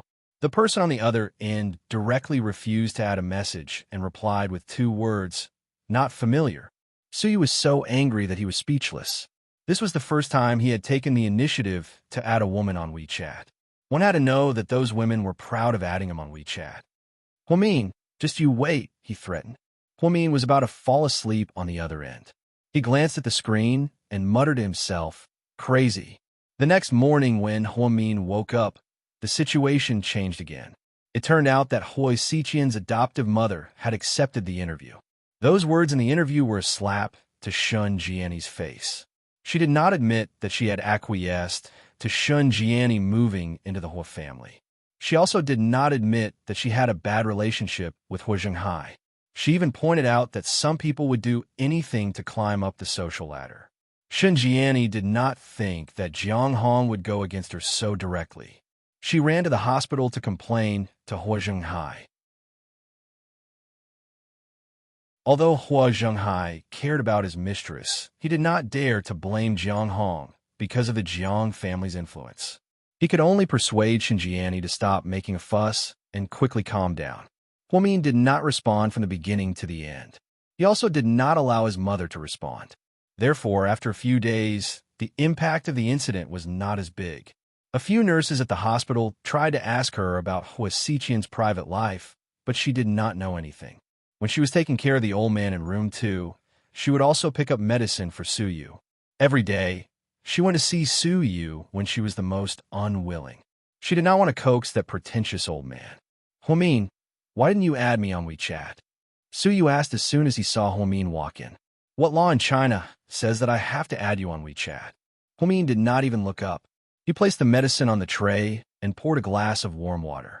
Take your medicine. If you add me, I'll take it. Young Master Su began to throw a tantrum. It doesn't matter if you take it or not. It's not like you're giving it to me. Obviously, this method did not work. Su Yu was so angry that his teeth were itching. Huamin, I called Hua Xiqian last night and told him about you. As expected, when he heard Hua Xiqian's name, Huamin stopped in his tracks. Seeing that there was hope, Su Yu deliberately mystified. Hua Xiqian seems to treat your sister differently.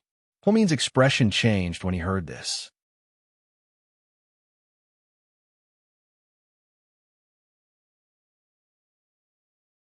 Chapter 237. Finally, Huamin turned around, glared at Su Yu, and said something domineering. I think I've been too lenient on you lately. Su Yu was speechless. Was this damned girl trying to threaten him? Hua Yinyan and Xinjiani were enough to give Huamin a headache. Now that Su Yu mentioned Hua Xiqian, it really added to her psychological burden. Zhu Lingling had asked her on WeChat how she planned to deal with this matter. Her answer was to deal with it coldly, which meant that she wouldn't respond and let the matter end. But now, it seemed like Xinjiani and the others wouldn't give up until they caused some trouble. Huamin was thinking of a counterattack plan to protect herself and slap them in the face. Just as she was thinking about it, a statement on the internet caused a sensation. Hello, friend from all walks of life.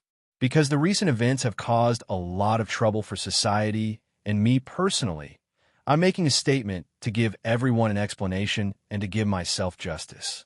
Although my surname is Hua, I haven't been in contact with the Hua family for many years. Other than the last time when my grandmother passed away and I sent her off, I don't have any financial dealings or disputes with the Hua family, and I won't participate in the so-called inheritance fight. Please don't make assumptions that will negatively affect me and my family. In the future, I will continue to live my current life and will not respond to this matter.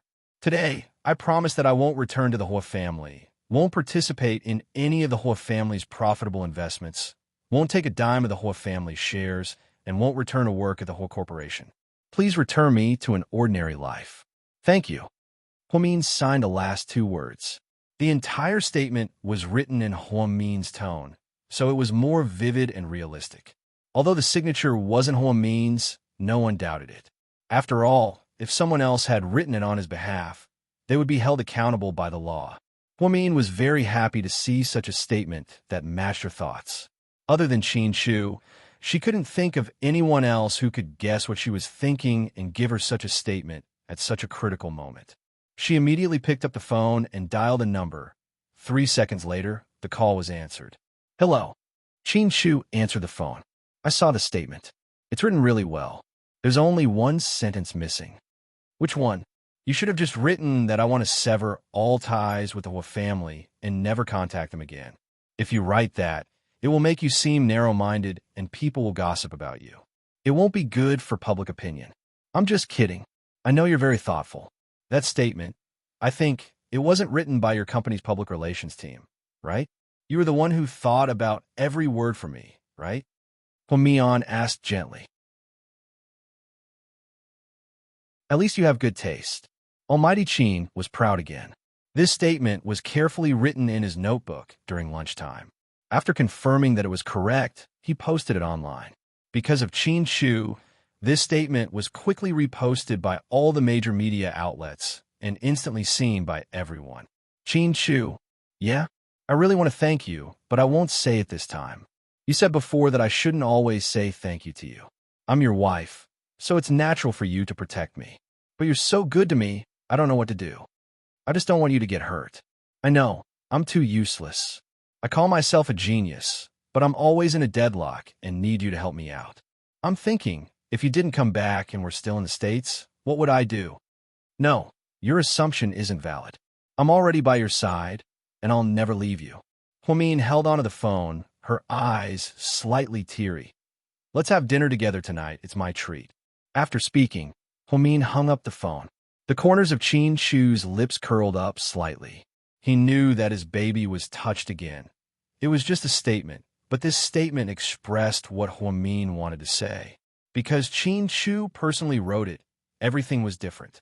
In the evening, Huamin rushed home. She changed into a dark blue shirt and black wide-legged pants. She looked like a professional white-collar worker. Just as she was about to leave, she received a call from Huasiqian. He seemed to be calling Huamin a lot lately. Huamin thought that he wanted to teach her a lesson because of the statement she made earlier today. However, he suddenly said, "You better quit your job at Southside." Why? Huamin didn't understand. If you don't want to get into trouble, then don't have any interactions with Suyu. He's really not suitable for you.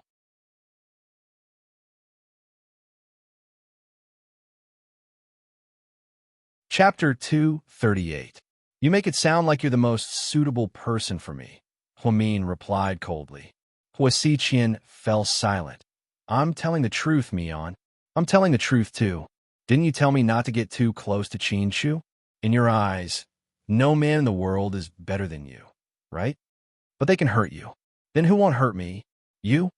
Huamin retorted bluntly. If you're willing to come back, I'll protect you. All right, stop right there. Who doesn't know what you're planning? You should have seen my statement today, right? From now on, I don't want to have anything to do with the Hua family. You're on your own now. After speaking, Huamin decisively hung up the phone. When she went downstairs, Qin Shu's car had just arrived. Huamin walked over, opened the door, and sat in the passenger seat. What's wrong? Qin Shu asked, noticing that something wasn't right.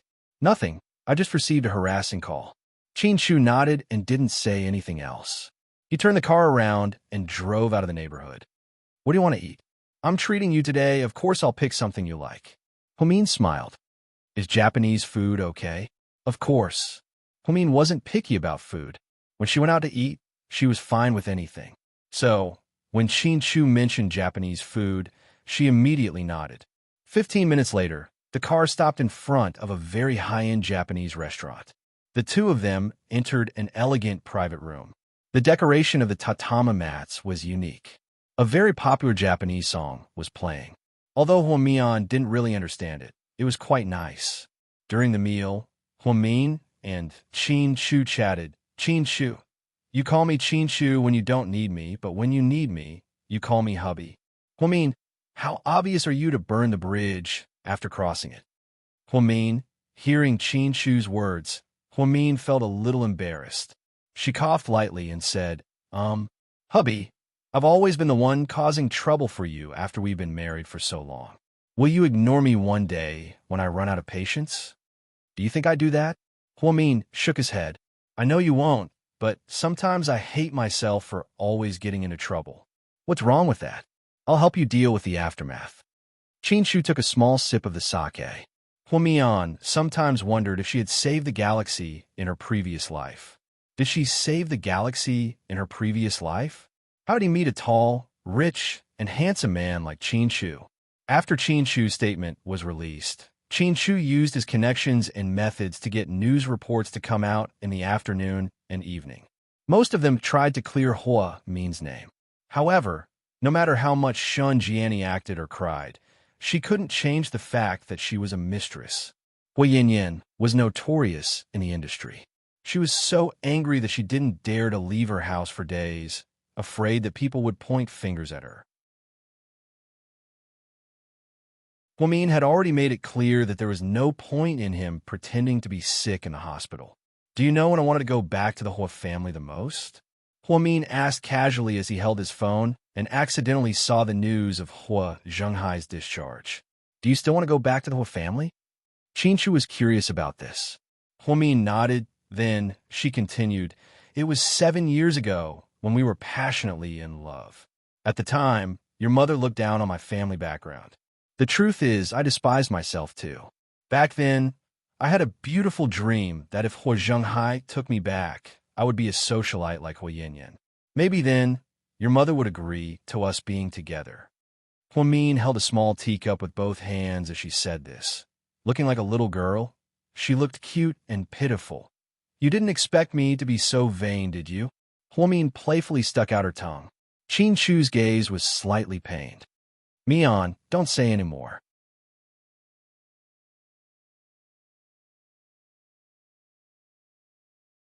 Chapter 239. You know, I've never despised you because of your family background. But your mother did, or else Uncle Jing wouldn't have died. If Uncle Jing hadn't tried to save me back then, I would have been the one who died, and I wouldn't be sitting here today. Mian, Qin Shu felt cruel when faced with this painful past. He had tried his best to make up for it, but he knew that this was still a nightmare for Huamin that she couldn't forget.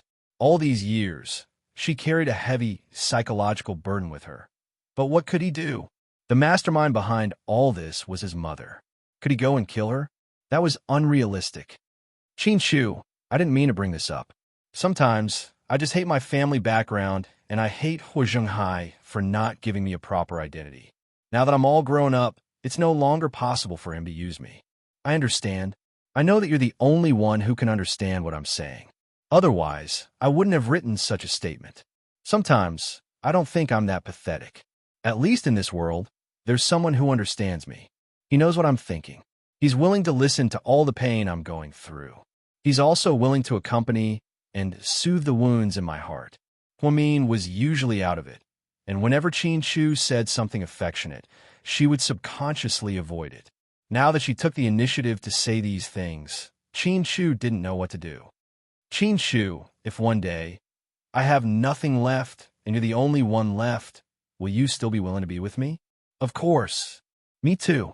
If one day you have nothing left, if you're no longer the president of GK, Dr. Qin, or the omnipotent Mr. Qin, I'm still willing to be by your side. Even if the whole world betrays you, I'll betray the world with you without hesitation. So, Miss Huamin, are you confessing to me? After listening for a while, Qin Shu felt like this girl was confessing to him today. Let's eat. I'm starving. Huamin changed the topic again when they were talking about the passion part. In order to prevent Qin Shu's enteritis from relapsing, she specifically told him to eat more mustard to kill bacteria. The two of them had a good dinner. During that time, her brother sent a WeChat message saying that he and his mother were very happy after seeing the announcement. This matter should be over. Shun Jiani and Hua Yanyan could not cause any trouble no matter how much trouble they made. Everyone knew that Huamin was the illegitimate daughter of the Huamin family, but Huamin didn't think it was embarrassing. This was something that happened more than 20 years ago. Now that it was brought up, it was nothing more than a purposeful publicity stunt. After this incident, who would care whose daughter she was? Besides, the statement clearly stated that she would never return to the Hua family and had nothing to do with the Hua family. So naturally, no one would try to get close to her. She believed that the nurses at the nursing home would not pester her for Hua Xiqian's phone number. After dinner, the two of them walked out of the restaurant hand in hand. The night was very windy, so Qin Shu took off his jacket and put it on Huamin. Then, he held her hand and got into the car. Qin Shu's car was the only royal-style Maybach in the city, so the license plate number was very obvious. When they passed by a fork in the road and stopped for a red light, Lady Qin sat in the black Bentley and frowned slightly. Old song, look. Is that young master's car? I think so. The Bentley driver glanced at the license plate to confirm. Why is there a woman in the car? Let's go take a look. Lady Qin vaguely saw a long-haired woman sitting in the front passenger seat of her son's car. She immediately perked up.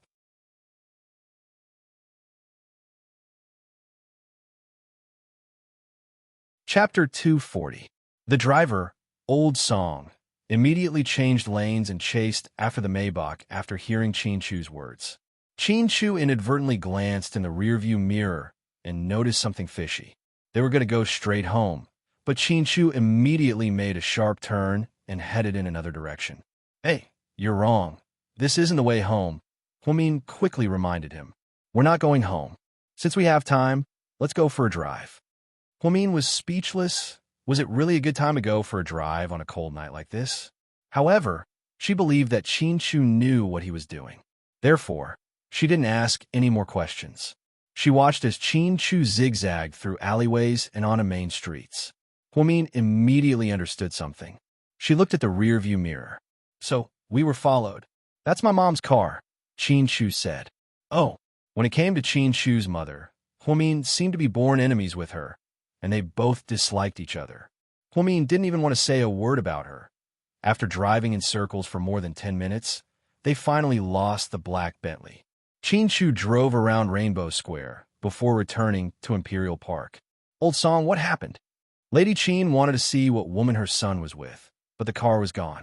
She began to panic. I'm sorry, madam. Young master drove too fast, and we only took small roads and one-way streets. We lost him. Forget it. Let's go back first. Back at the Chin Manor, the first thing Lady Chin did was take out her phone and dial a number. Jiang Linyue was putting on a facial mask. When she saw the caller ID, she immediately picked up and politely said, Madam, were you in Chu's car just now? Lady Chin probed. It wasn't me, Jiang Linyue answered honestly. Oh, I just saw a woman sitting in the passenger seat of Chu's car. I thought it was you. The truth was, Lady Chin knew that Jiang Linyue had long hair. The woman in the car had shoulder-length hair, so they were two completely different people.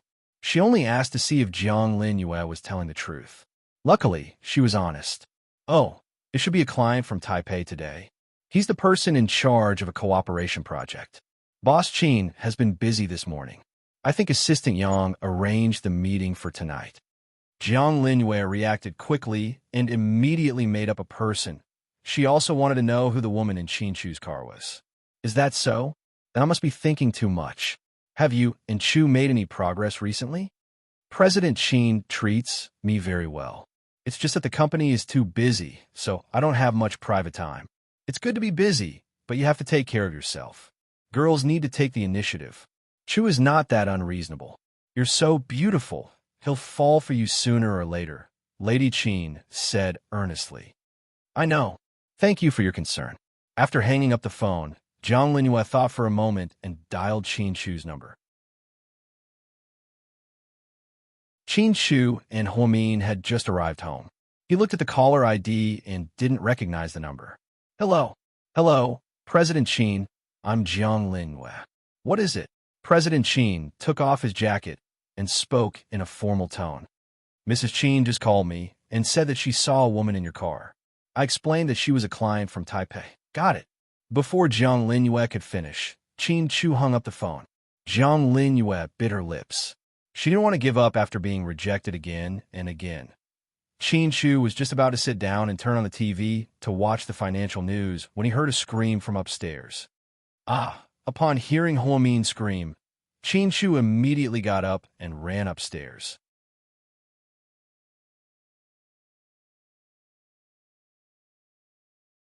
Chapter 241. Mian, what's wrong? Chin Chu anxiously knocked on the door of the washroom.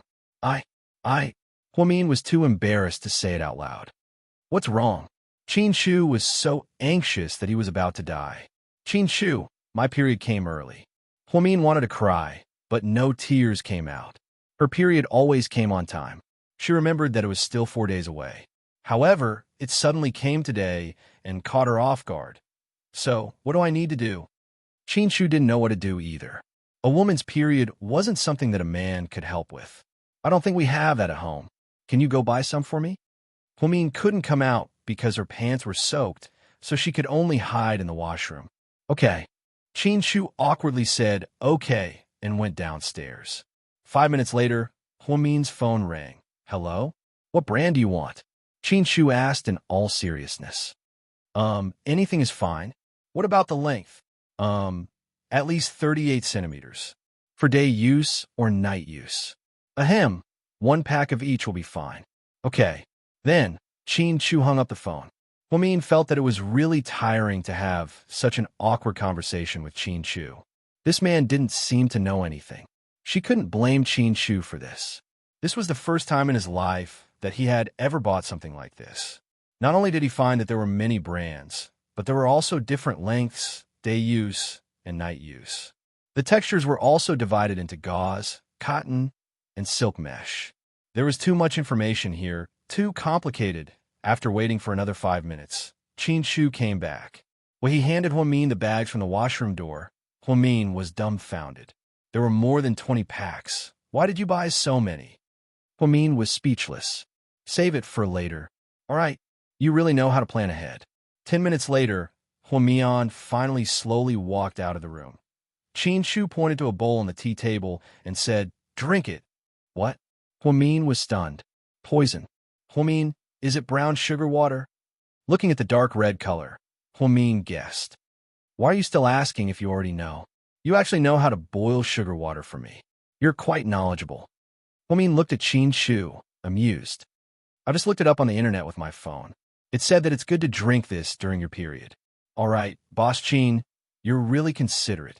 You're almost as considerate as my Shu Bao. Qin Chu frowned slightly. What's a nurse's treasure? It's nothing. Huamin didn't say anything else. She picked up the bowl and drank the entire bowl of brown sugar water. This was a gift from her Adonis. When they got into bed that night, Huamin looked at Qin Chu and said hesitantly, I'm on my period today, so it's not convenient. Can you sleep in your bed? You make it sound like I could do anything when you're not on your period. Huamin, go to sleep. Why do you have so many things to do? Before Huamin could say anything, Qin Chu crawled under the covers. Huamin lay down nervously. She was on the night shift the last few times she was on her period, so she avoided him. This was the first time she was on her period. It felt a bit weird sleeping with Qin Chu. Huamin lay flat on her back. Her waist felt sore. On the first day, she would have period pains. Also, she lost a lot of blood, so she couldn't sleep because she didn't dare to move around. Suddenly, a warm hand covered her abdomen. It scared her. I heard that this reduces the pain. After Qin Chu spoke, he gently rubbed her stomach. Huamin didn't know whether to laugh or cry. Did you look this up on the internet? Yeah. Honey, can we talk about something in the future? Go ahead. Can you stop looking up all this nonsense on the internet? I'm on my period, not in the 3rd trimester. You don't have to be so pretentious. After Huamin spoke, she rudely removed Qin Chu's hand from her stomach. It wasn't that she didn't want Qin Chu to do this, but her stomach was too sensitive. His hand was directly placed there. She felt like she was going to break down at any moment.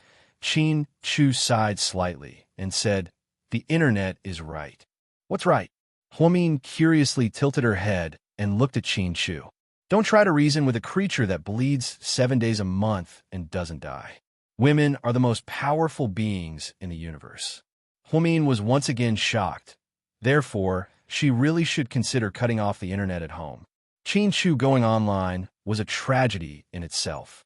The next morning, when Huamin arrived at the recuperation center for his shift, he ran into a familiar face. When he saw Huamin, he was also stunned. Wei Dong. Huamin was a bit surprised.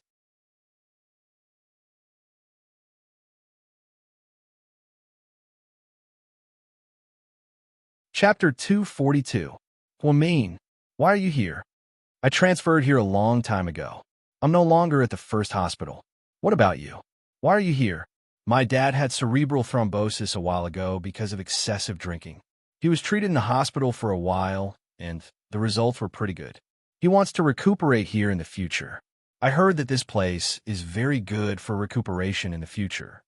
Yes, that's right. This place focuses on the combination of diet and medicine. The environment is also good. With an authoritative expert in this field, it's definitely much better than at home. Yes, but it seems like you don't have a ward here. The neurosurgery department has one. Wei Dong scratched his head embarrassedly. Ever since he didn't lend Huamin money last time, he felt that he was particularly unmanly. It was very embarrassing that he couldn't keep his promise. Therefore, he didn't talk much in the WeChat group.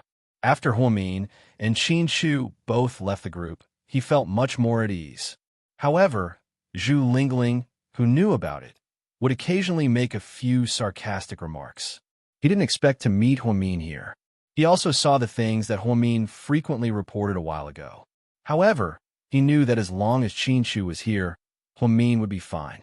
The truth was that Huamin was indeed scared but not in danger every time. I see. Wait a moment, I'll go ask. After that, Huamin returned to the on-call desk and called the head nurse. The head nurse meant that there were beds available in the neurosurgery department, but the allocation was based on the patient's identity and status. If the patient didn't have any background or power, they would usually be sent away with the excuse that there were no beds available. Head nurse, can you help me put in a good word? This is my classmate's father. He has cerebral thrombosis and wants to recuperate. It's not easy for old people. Okay, I'll call the neurosurgery department for you. Fortunately, the head nurse was a good person. After a while, she called Huamin back and said that she would help her get a ward. Wei Dong, I've reserved a ward for you. It's in room 9. You could take Uncle there directly. Really? Thank you, Huamin. No, go ahead. Uncle's condition is critical. I'm in the orthopedics department here. If there's anything, call me at any time. All right. Because of Huamin's help, Wei Dong successfully helped his father stay in the hospital. He was very grateful, but at the same time, he was embarrassed to face Huamin. At noon, Huamin didn't have time to go to the restaurant for lunch. Just as he was looking at the report, Wei Dong walked over with food. I bought you lunch. You don't have to be so polite. Huamin raised his head and smiled. You're welcome. It's nothing expensive. I remember that you liked to eat shrimp dumplings when you were in school, so I bought some for you when I drove out to buy lunch for my dad. Thank you. Huamin took the lunchbox with a smile. Huamin, about what happened before. I'm really sorry. Before? Oh, it's okay, it's all in the past. You don't have to apologize to me. It's really nothing. To be honest, Huamin never hated Wei Dong. Sometimes, she even felt lucky that Wei Dong didn't lend her money. Otherwise, she wouldn't have been able to be with Qinshu. In the end, it was Wei Dong who helped her and Qinshu be together. But my feelings for you are real. I can only say that. I didn't have the luck to marry a goddess. Wei Dong was a little regretful. If his opponent wasn't Qinshu, and if his opponent wasn't so strong, he wouldn't be willing to give up just like that. What goddess? Don't flatter me. I'm just a nurse right now. Just then, Wei Dong's phone rang. He said goodbye to Huamin and walked out while answering the phone. Huamin opened the lunchbox and ate the shrimp dumplings with relish. She doesn't look like much, but she sure is good at seducing men. So you just happened to see the scene from before. Although he couldn't hear what they were saying, he saw the man give Huamin food and Huamin smile at the man. To be honest, he was actually a little jealous. Huamin looked up at Su Yu and said bluntly, "You're a stud horse, so don't shamelessly mock others." "Stupid girl, who are you calling a stud horse?" Su Yu was furious.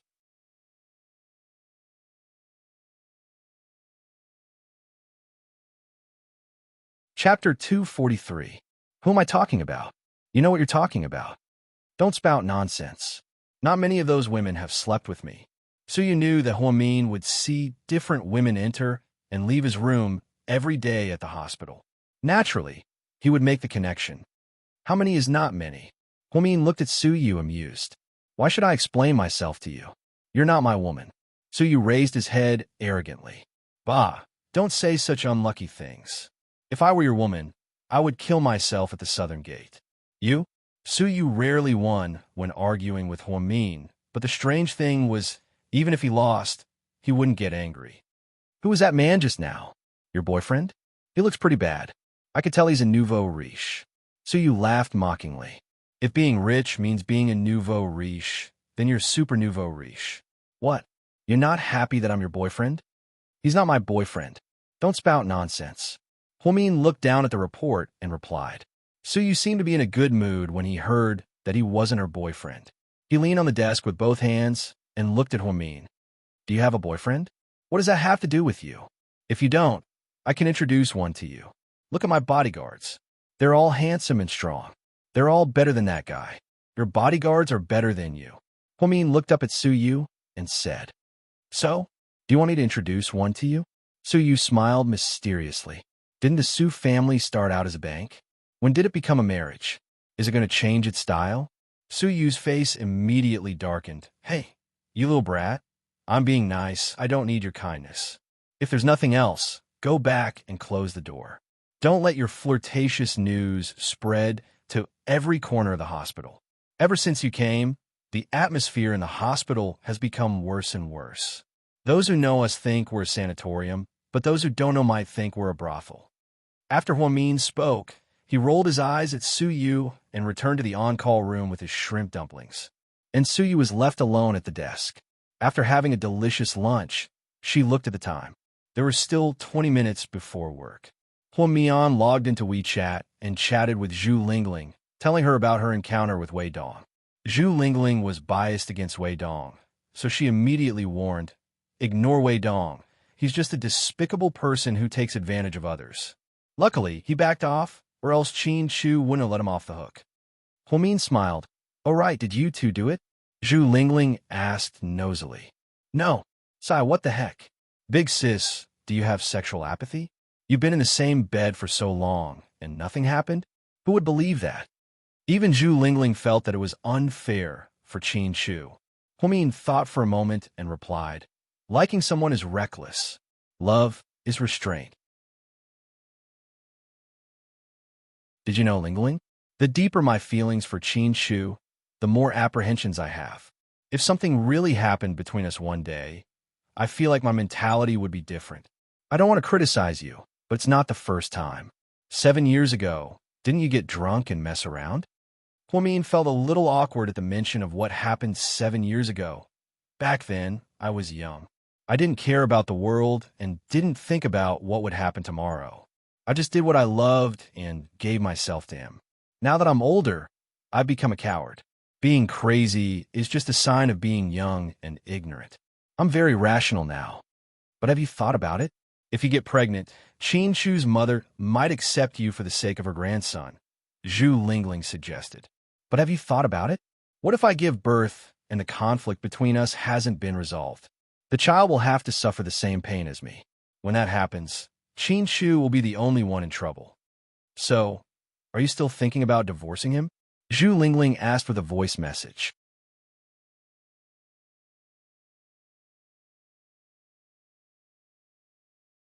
Chapter 244. I don't know. Who knows what's going to happen in the future? To be honest, I didn't even dare to think that one day I'd be by Qin Chu's side and live such a simple life with him. I don't know what's going to happen or what I'll face in the future. I can only take one step at a time. That's good. You don't have to think about those useless things. How have you been? Have you gotten over your breakup? I've successfully entered another relationship. Haha, Zhu Lingling announced proudly. Okay, you win. Haven't you heard of this saying? If you want to walk out of a relationship completely, the only way is to throw yourself into another relationship. What kind of person is this? Huamin thought that Lingling's job was a bit complicated. Whenever people heard that she was a stewardess, they would think of her seductive uniform and would have a bias against her job. Plus, with Zhu Lingling's delicate face, customers would often ask for her contact information. He's a rich kid, and not just any rich kid. I heard that he hangs out with Suyu a lot. He even said that he'd take me to meet young Master Su one day. I'm looking forward to it. Don't meet young Master Su if you can. You'll be disappointed. Huh? You've met him? He's recuperating at my place. He's like an ancestor all day long. Everyone in the hospital wants to take a board and offer him to the gods. Really? Haha. Tell me, what's Suyu like in person? Is he as good-looking as in photos? Does he have a nice voice? Wasn't he being very generous? Does he have a lot of girlfriends? Is Zhao Qingya, the popular actress, having an affair with him? Zhu Lingling asked a bunch of questions. In the end, Huamin only replied, Suyu is a super annoying guy. He's arrogant and bad-tempered. He's not one of the four princes. He's more like a Tyrannosaurus Rex, ready to spit fire at any moment. Haha, this is the first time I've heard someone say that about Suyu. You're such a weirdo. I'm telling the truth. It's up to you to believe me. I know. You only have eyes for your almighty Qin. No matter how good other men are, they won't enter your eyes. After chatting with Zhu Lingling for a while, she got off WeChat to get to work. When she went back home after work, she inadvertently looked at the calendar and found that Ning Ziyuan's wedding was in a few days. During dinner, was to get married, to make, to get to the wedding, to get to Chin, to get to Ning, to get to Chin, to get married to Chin's tea? Yeah. What to get to be, to get to get to get to get to get. To, that's to be that have to gives to get to be to get to it. T to gets to get to Chin T, to get to know, to be to get to's rich. T to get to be to him, to be to get to be, A to get to S, to get the money, to get to the to him, to get to him, to get to be it be, to get to be given to be given. $100,000 is too much. It seems like we have different values. Don't worry about it and listen to me. I'll get the finance department to transfer the money to you tomorrow. Just go and get the gift, but don't eat there. Come back after you've given me the money. Huamin nodded. I know, but you don't have to transfer the money to me. I still have a lot on my card. Chin Shu reached out his book and patted Huamin's head lovingly. Listen to me, be a good girl. The next morning, not long after Chin Shu got to work, Huamin received the money transfer. It was another $200,000. Chin Shu, how generous are you to spend $200,000 on your love rival?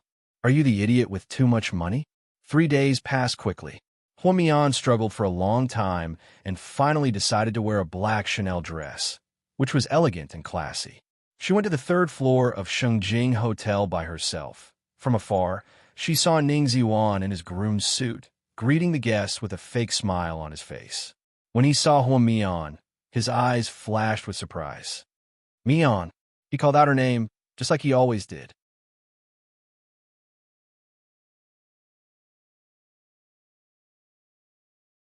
Chapter 245. Most of the time, when Ning Ziwan saw Huamin, she was dressed in a loose white lab coat. Now that she saw Huamin in an elegant black socialite dress, she was stunned. Huamin's hair wasn't long, it only reached her shoulders.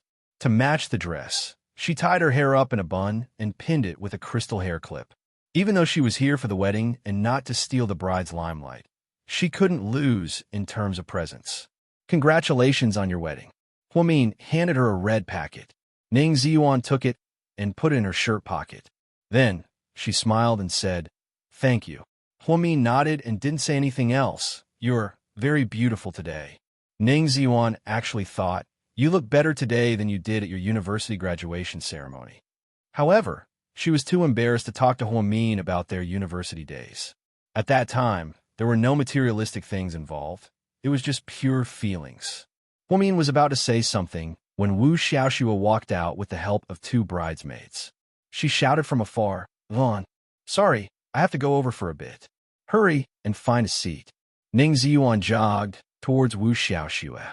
Huamin turned around and walked towards the door. She wasn't in the mood to sit down and watch the ceremony. It wasn't because she was jealous, nor was it because she couldn't get over it. She just felt that they weren't her best friends, so why should she waste her time with them? When she walked out, she bumped into President Wu at the entrance of the hotel. His male assistant was beside him. Huamin.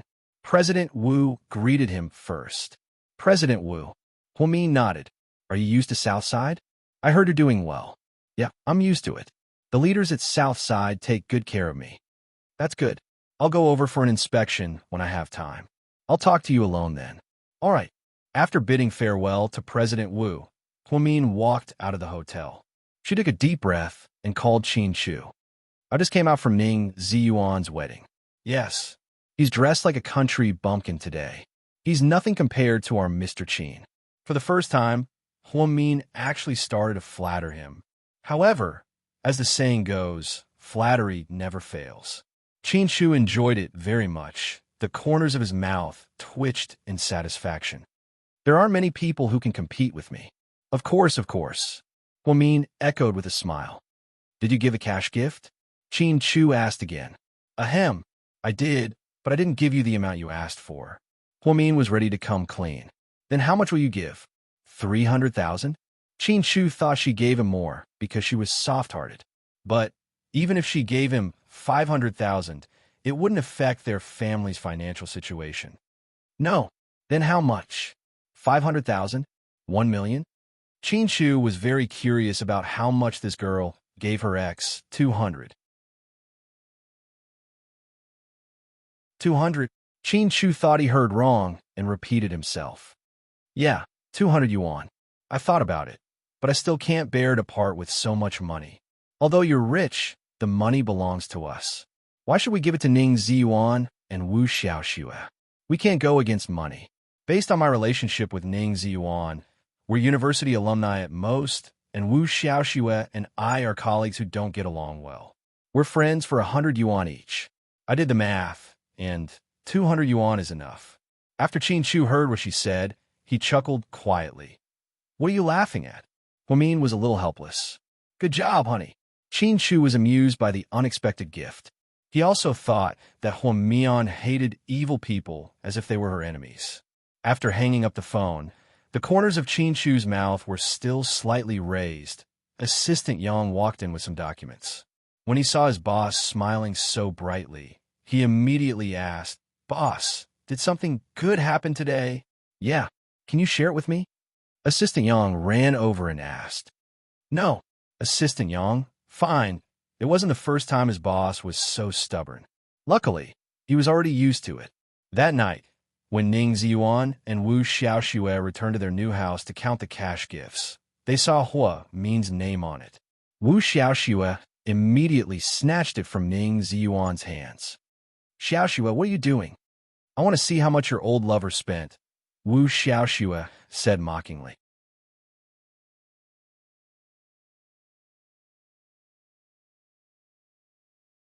Chapter 246.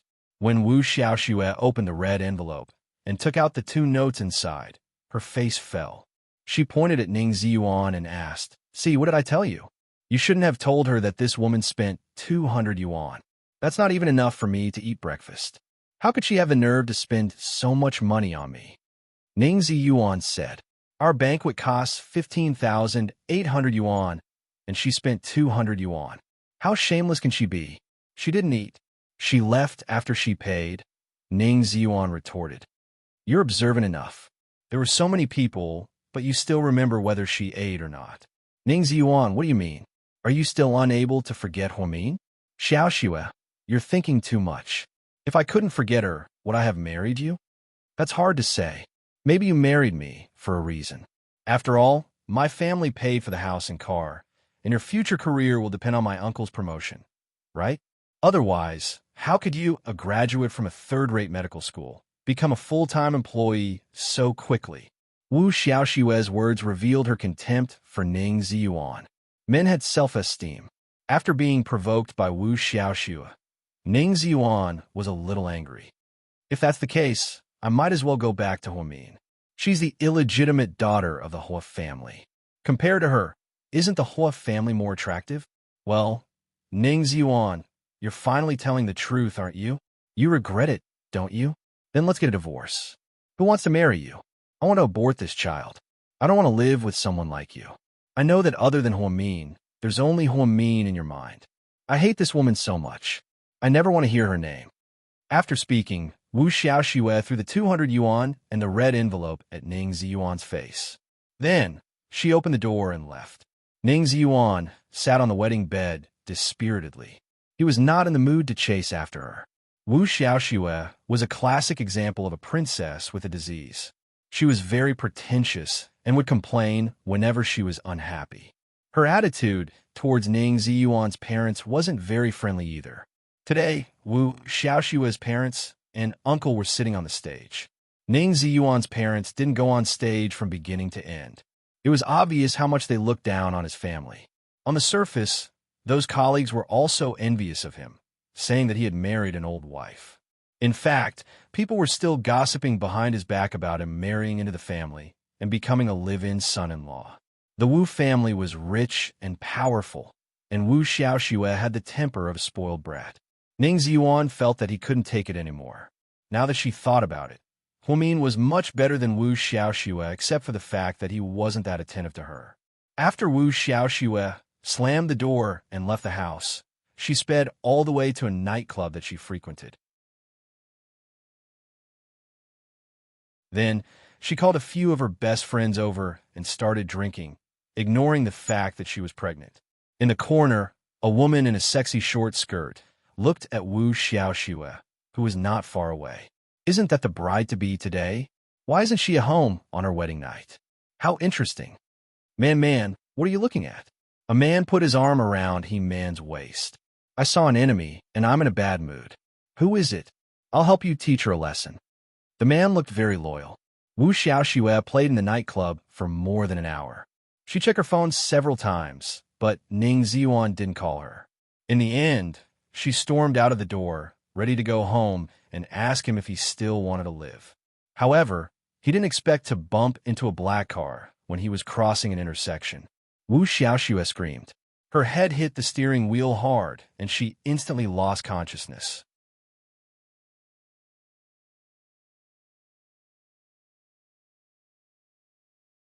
Chapter 247. That night, Huamin and Qin Shu were curled up on the sofa watching the news. Suddenly, a piece of news caught her attention. Just now, there was a serious traffic accident at the intersection of Tianhai Road and 17th Street. A BMW and a black Didi crashed into each other. Both cars were severely damaged. The Didi's owner fled the scene, and the BMW's owner was sent to the first hospital for emergency treatment. The traffic department is investigating, so please fasten your seatbelt when traveling at night and obey the traffic rules. Then the camera panned to the two cars involved in the accident. Huamin pointed at the TV in surprise. That looks like Wu Xiaoxue's car. Who's Wu Xiaoxue? Qin Shu began to selectively lose his memory again. She's the female doctor that I don't get along with. Ning Ziyuan's new wife. Oh. Qin Shu didn't seem to have much of a reaction. However, Huamin had a good memory. When he was working in the first hospital, he often saw Wu Xiaoxue's car. The license plate number was also quite arrogant, so Huamin recognized it immediately. But wasn't today her wedding day? How could such a serious traffic accident happen? As he pondered, he saw a WeChat message from his junior, Huang Yu. Senior, I have good news for you. Wu Xiaoxue was hospitalized after a car accident. Was it really her? You knew? I saw it on TV, Huamin replied. Yeah, I wonder why she didn't stay at home on her big day. Why did she come out to show off? She crashed into a car, but apparently the driver ran away. I heard that he's a prostitute, so it's hard to track him down. Wu Xiaoxue is still in the OR. I wonder if she can keep the baby. Upon hearing this, Huamin felt quite sad. No matter how much she hated it, she was still a pregnant woman. If she lost the baby because of this, it would be a tragedy. Just as he was texting Huang Yu, he suddenly saw a call from Ning Ziyuan. Huamin hesitated for a moment before picking up. Huamin, please help me save Xiaoxue. Isn't she in surgery? Huamin asked. But just now, the attending doctor came out and said that the operation is very difficult. Xiaoxue is bleeding now. It's as difficult as the pregnant woman you saved last time. The doctors are not confident, so Chief Wang hopes that you can come back to assist in the operation. Sorry, I'm just a nurse. There's nothing I can do. Huamin rejected Ning Ziyuan's request right away. If she still didn't have the face to suffer like last time, then she would really be a fool. I know what you're worried about. I won't hold you responsible for not being a qualified doctor. I won't believe you, and I won't help you. Just give up. Don't tell me you were just going to watch him die. Ning Ziyuan roared. But I'm not a doctor, Huamin replied calmly. Mian. Ning Ziyuan looked like he wanted to say something else. Huamin hung up the phone. What's up? Qin Shu asked nonchalantly. Wu Xiaoxue is an emergency treatment. Because she's pregnant, it's more difficult. The doctors at the first hospital want me to go back and assist in the operation. Ning Ziyuan called to ask me to save her. What do you think? I refused. I'm not a doctor, and I have no obligation to save people. But, Huamin hesitated. But if you don't help, and something happens to Wu Xiaoxue, your conscience will feel bad. How do you know? Are you really a roundworm in my stomach? Huamin exclaimed. Forget about being a roundworm. I'll just be your husband quietly. Huamin sighed slightly and rested his head on Qin Shu's lap. Wu Xiaoxue is really unlucky. She got into a car accident on her wedding night. If she can't keep the baby, I don't know if she can survive. If you want to save her, then go. You don't think I'm saving my enemy? Huamin raised his head and looked at Qin Shu curiously. When it comes to life, there's no such thing as friend or foe. If you don't have the basic compassion, then you don't deserve to be a doctor. But I'm not a doctor. I never was. Huamin smiled bitterly. In my heart, you already are. To Qin Shu, Huamin was the doctor who saved his life. He was the angel in white. So do I have to go now? I'll drive you. After speaking, Qin Shu got up and opened the door to go downstairs. Looking at Qin Shu's back, Huamin's eyes teared up. How could he be so nice?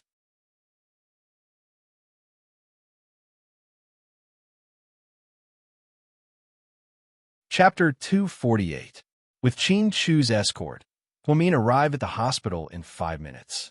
He changed into a surgical gown and entered the operating room. When the chief surgeon saw Huamin, he was a little excited.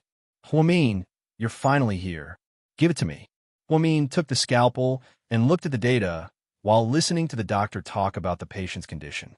Wu Xiaoxue's condition was more difficult than the pregnant woman's. The pregnant woman was about to give birth and could have a C-section. However, Wu Xiaoxue's child was less than 4 months old. If they induced labor, the child could not be saved. If they did not induce labor, it would be difficult to deal with the various drugs used in the surgery. What should we do? President Wu just called and said that if we had to choose between the two, we'll save the mother.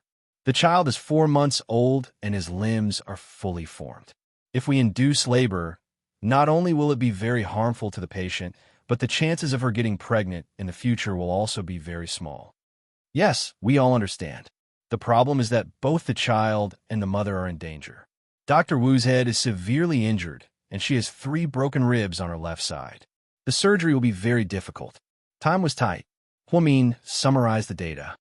Chief Wang, you'll do the orthopedic surgery first and help the patient reconnect her ribs. I'll try to control her brain using physical control to maintain balance. I'll try to protect her fetus first and see if the child can be saved. After all the data stabilizes, we'll see if she needs brain surgery. Looking at the current situation, it doesn't seem to be a big problem. It should be a concussion. Is this okay? This arrangement was unprecedented and the doctors did not know what to do. I'm just giving my suggestion.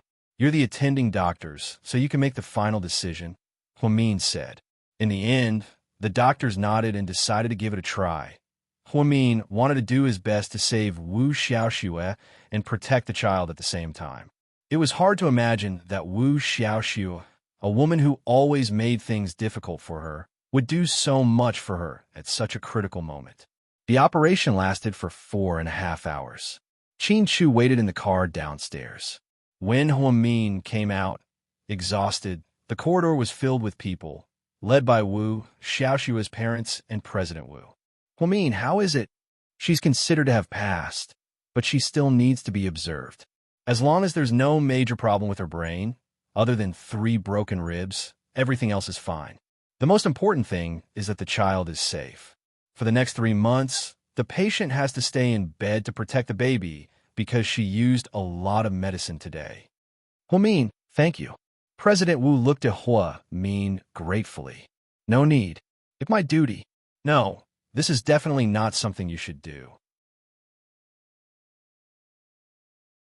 In the past, Xiaoxue had always made things difficult for you, but you didn't take it to heart. It is truly rare. In the face of life, there is no distinction between friend and foe. I respect every life's right to live. Huamin borrowed Qin Shu's words. President Wu and Wu Xiaoxue's parents bowed deeply to Huamin and all the doctors who performed the operation. Ning Ziyuan stood at the end of the corridor and looked at Huamin at this moment. He suddenly felt that she was shining brightly. It seemed that he was destined to be unworthy of Huamin's advanced thinking and super high medical ethics. Thank you for your hard work. I'll get someone to send you back, President Wu offered. No need. My family sent me here. Huamin smiled and politely declined President Wu's kindness. After Huamin washed his hands and changed his clothes, he tiredly walked downstairs, opened the door, and got into the front passenger seat. How is it? Everything is fine. Miracle Dr. Hua. Thank you for your hard work. Qin Chu lovingly pinched Huamin's chin. It's not hard at all. Miracle Dr. Hua's husband is the one who has had a hard time. Let's go home. I'm so tired. After saying this, Huamin leaned against the front passenger seat and fell asleep. Everyone knew that surgery required high concentration. The 4-hour operation was even more tiring than playing badminton for a day. Qin Shu slowly drove away from the hospital. He lowered the volume of the music in the car to the minimum, afraid that it would disturb Huamin. Many people once questioned why such an outstanding person like Qin Shu would fall in love with such an ordinary person like Huamin. In fact, he really wanted to say that Huamin was not ordinary at all. No one could compare to the light that shone from her in an instant. In his heart, she would always be the most unique existence. The next day, when Huamin went to work, the first thing that Suyu said was, "I heard that you were very noble last night. You saved a female doctor who once ostracized you. You're quite well informed. The entire South Side is talking about it. I say, you're a good nurse. Why don't you take care of the patients and go to the operating room and pretend to be high and mighty? What? Do you really think that you're Hua Tuo, saving the world?" Suyu laughed as he pointed at Huamin.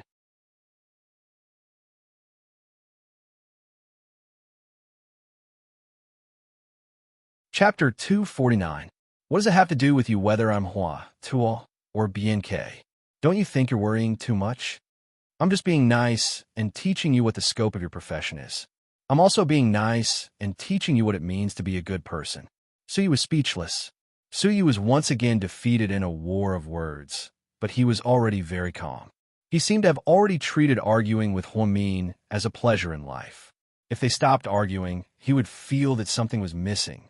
Huamin looked at Suyu's data and placed the medicine on the tray. Take your medicine on time. You're recovering very well. You could be discharged in about a week. So soon, Suyu was a little surprised. What? You don't want to leave? Of course not. This stupid place is suffocating. I can't drink or pick up girls. I'm sick of it. That's great. Then hurry up and get out of here. Don't let me see you again. I'm sick of serving you all these years. With that, Huamin held the notebook and turned to leave. Suyu calculated for a moment. He could leave in a week. That was fast. But why did he feel a little uncomfortable? When she heard that her son could be discharged, Lady Su brought a few maids and prepared a sumptuous seafood feast for her son. Even the bodyguards and a few nurses were lucky enough to taste the luxurious seafood feast. Huamin, why don't you go? Everyone has a share. Lady Su is really nice. She's beautiful and gentle. Just the 4 caddies of Australian lobsters. There are a few. There's garlic, braised, and soup. It's simply luxurious. The seafood porridge is also delicious, the nurse, Ting Ting, said excitedly. I don't want to eat. I don't have an appetite. Huamin was still in a state of fatigue, probably because he didn't rest well last night. Suyu looked around the room and pretended to ask casually, "Where's Huamin?" "Oh, she seemed a little tired. She's resting at the duty station. Should I call her over?" "Young Master Su?" "No need. Even if you don't eat it, I won't eat it." Suyu said insincerely. Midnight, perhaps it was because he had eaten too much seafood and the cold air was too strong, but Suyu only felt a little dizzy. He felt cold all over. "Turn on the air conditioner," he ordered. The bodyguard immediately came in and turned on the air conditioner. 10 minutes later, he felt colder and colder. "Turn the air conditioner to the highest." So he was a little impatient. "Young master, it's already the highest temperature, 30 degrees. The bodyguard replied cautiously. "Then why is it still so cold?" Suyu pulled the quilt tightly and wrapped himself up. The bodyguard saw that the situation was not right and immediately ran to the duty station. Today, Huamin was on the night shift. She was bored and was watching a Korean drama, Descendants of the Sun. Then, like all women, she fell in love with Song Joong-ki Appa. Just as she was engrossed in watching, she suddenly heard a bodyguard jogging over. "Quick, take a look at my young master. Something's not right." Huamin immediately got up and followed the bodyguard to room 1. Although it was early autumn and the nights were cold, Suyu was speechless to have to turn the air conditioner to 30 degrees and cover himself with a quilt. It was rare that he was not in the mood to quarrel with Huamin. Huamin walked over to take a look at him and reached out to touch his forehead. It was frighteningly hot. "He has a fever." "Huh? Then what should we do?" "It's okay, I'll do it." After speaking, Huamin took out the thermometer that she always carried with her from the pocket of her lab coat. "Open your mouth." What? Suyu opened his eyes in a daze and saw Hua Min's delicate face. Take his temperature. No. Suyu decisively refused. He was already an adult, yet he still needed to take his temperature. If word got out, he would be laughed at. Hua Min did not wait for him to say anything. She directly pinched his chin and unceremoniously stuffed the thermometer into his mouth. Suyu was just about to vomit. Don't vomit. Keep it in, or else I'll give you an injection. Hua Min crossed her arms and fiercely threatened.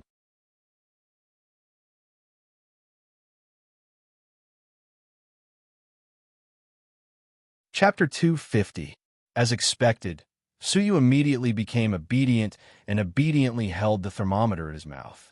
Sometimes, he wondered if Hua Min was born to be his nemesis.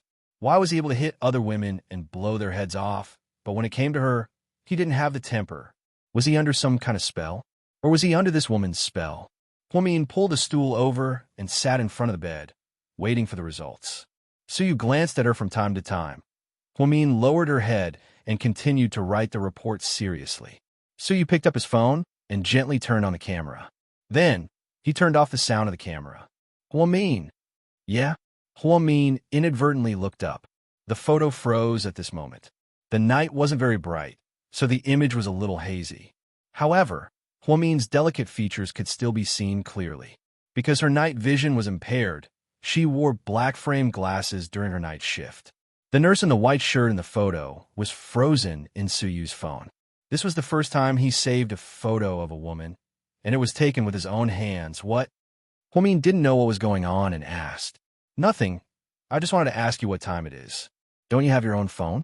Hua Min asked back. Then, she looked at the time and realized that it had been 5 minutes. She reached out and pulled the thermometer out of Suyu's mouth. You're burning up. What's your temperature? He was curious. 39, 8 degrees. It's almost 40. Will I become stupid from the fever? Based on the way you're talking to me, you're still far from being stupid. Suyu immediately rolled his eyes at Hua Min. Couldn't she talk to him happily? What do we do now? What unfulfilled wish do you have? Hurry up and tell me. Suyu, come here. I promise I won't strangle you to death. Suyu's eyes burned with anger. Hua Min smiled. You're still in good spirits. There won't be any problems. Let me bring down your fever physically. After that, Hua Min turned around and left the ward. 5 minutes later, he returned with a tray full of messy things. Do you need some fever medicine? No, fever medicine has side effects. Don't take it unless it's absolutely necessary. It's not good for the kidneys. Suyu nodded thoughtfully. Indeed, I should take good care of my kidney. Hua Min rolled his eyes at her. It's good that you're sick. Don't think about nonsense. It's not good for you. This is the most basic physiological need of humans. What do you know? All right, Mr. Stud Horse. What you need to do now is to shut up and lie down. Hua Min pushed Suyu's head down without hesitation. Then, he took out a cold cooling patch and stuck it on his head. Instantly, he felt a cooling sensation that made him feel very comfortable. Then, Hua Min took out an ice cream and handed it over. Eat this. What? Ice cream. This is for women. I don't eat it. I hate sweets. This is for you to lower your temperature. Eat it like medicine. After that, Hua Min threw the ice cream onto Suyu's body. It was so cold that he immediately picked it up. You're really? Don't be noisy. Don't disturb my TV show. Hua Min took out his earphones and continued watching Descendants of the Sun. Suyu lay on the bed with the cooling patch on his head and ate his ice cream. From time to time, he would glance at Hua Min. It was rare for her to sit so quietly by his side. Suyu actually felt that time would be better if it slowed down a little. After about an hour, Hua Min had just finished watching an episode of a Korean drama. She took off her earphones and reached out to touch Suyu's head.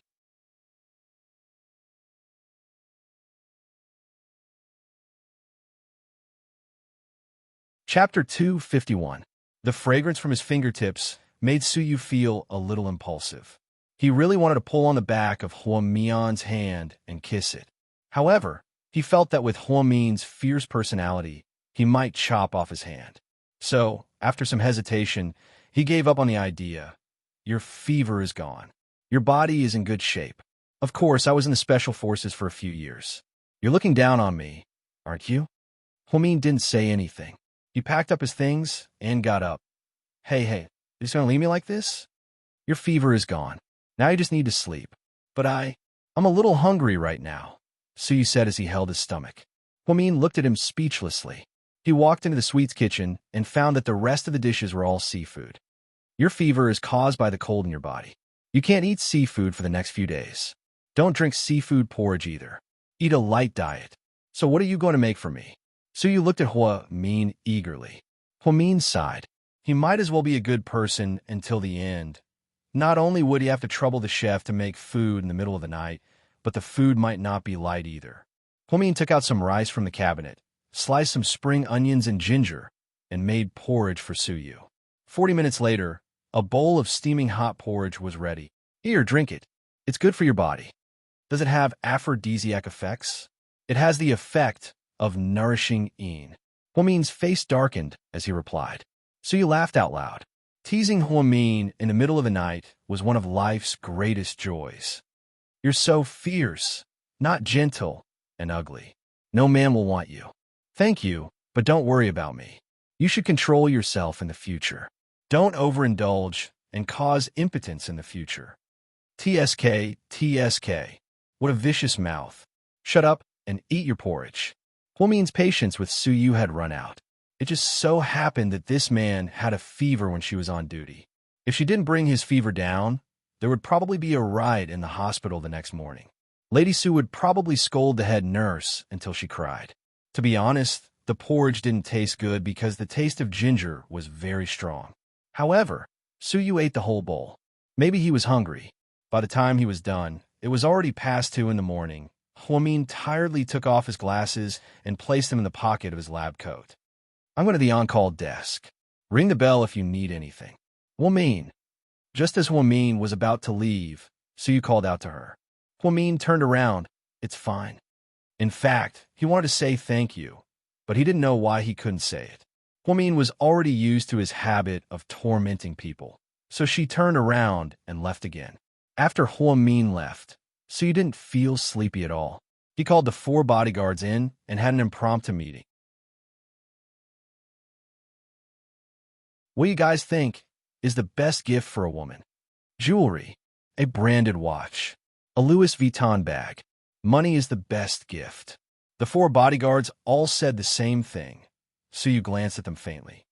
If it were that simple, why would I need you guys to give me your opinions? You guys are so stupid. Suyu had countless women by his side. How could he not know better than them how to coax them? So, young master, who are you planning to give it to? Is it the old madam? It's good for you to talk less. Suyu glanced at the blockhead. He really thought that he was simple-minded and all brawn and no brains. Young master, why don't you buy 990 roses? Another bodyguard suggested. Do you want to open a flower shop? Suyu looked up and said in a bad mood. The bodyguards gave a few answers, but none of them were satisfied.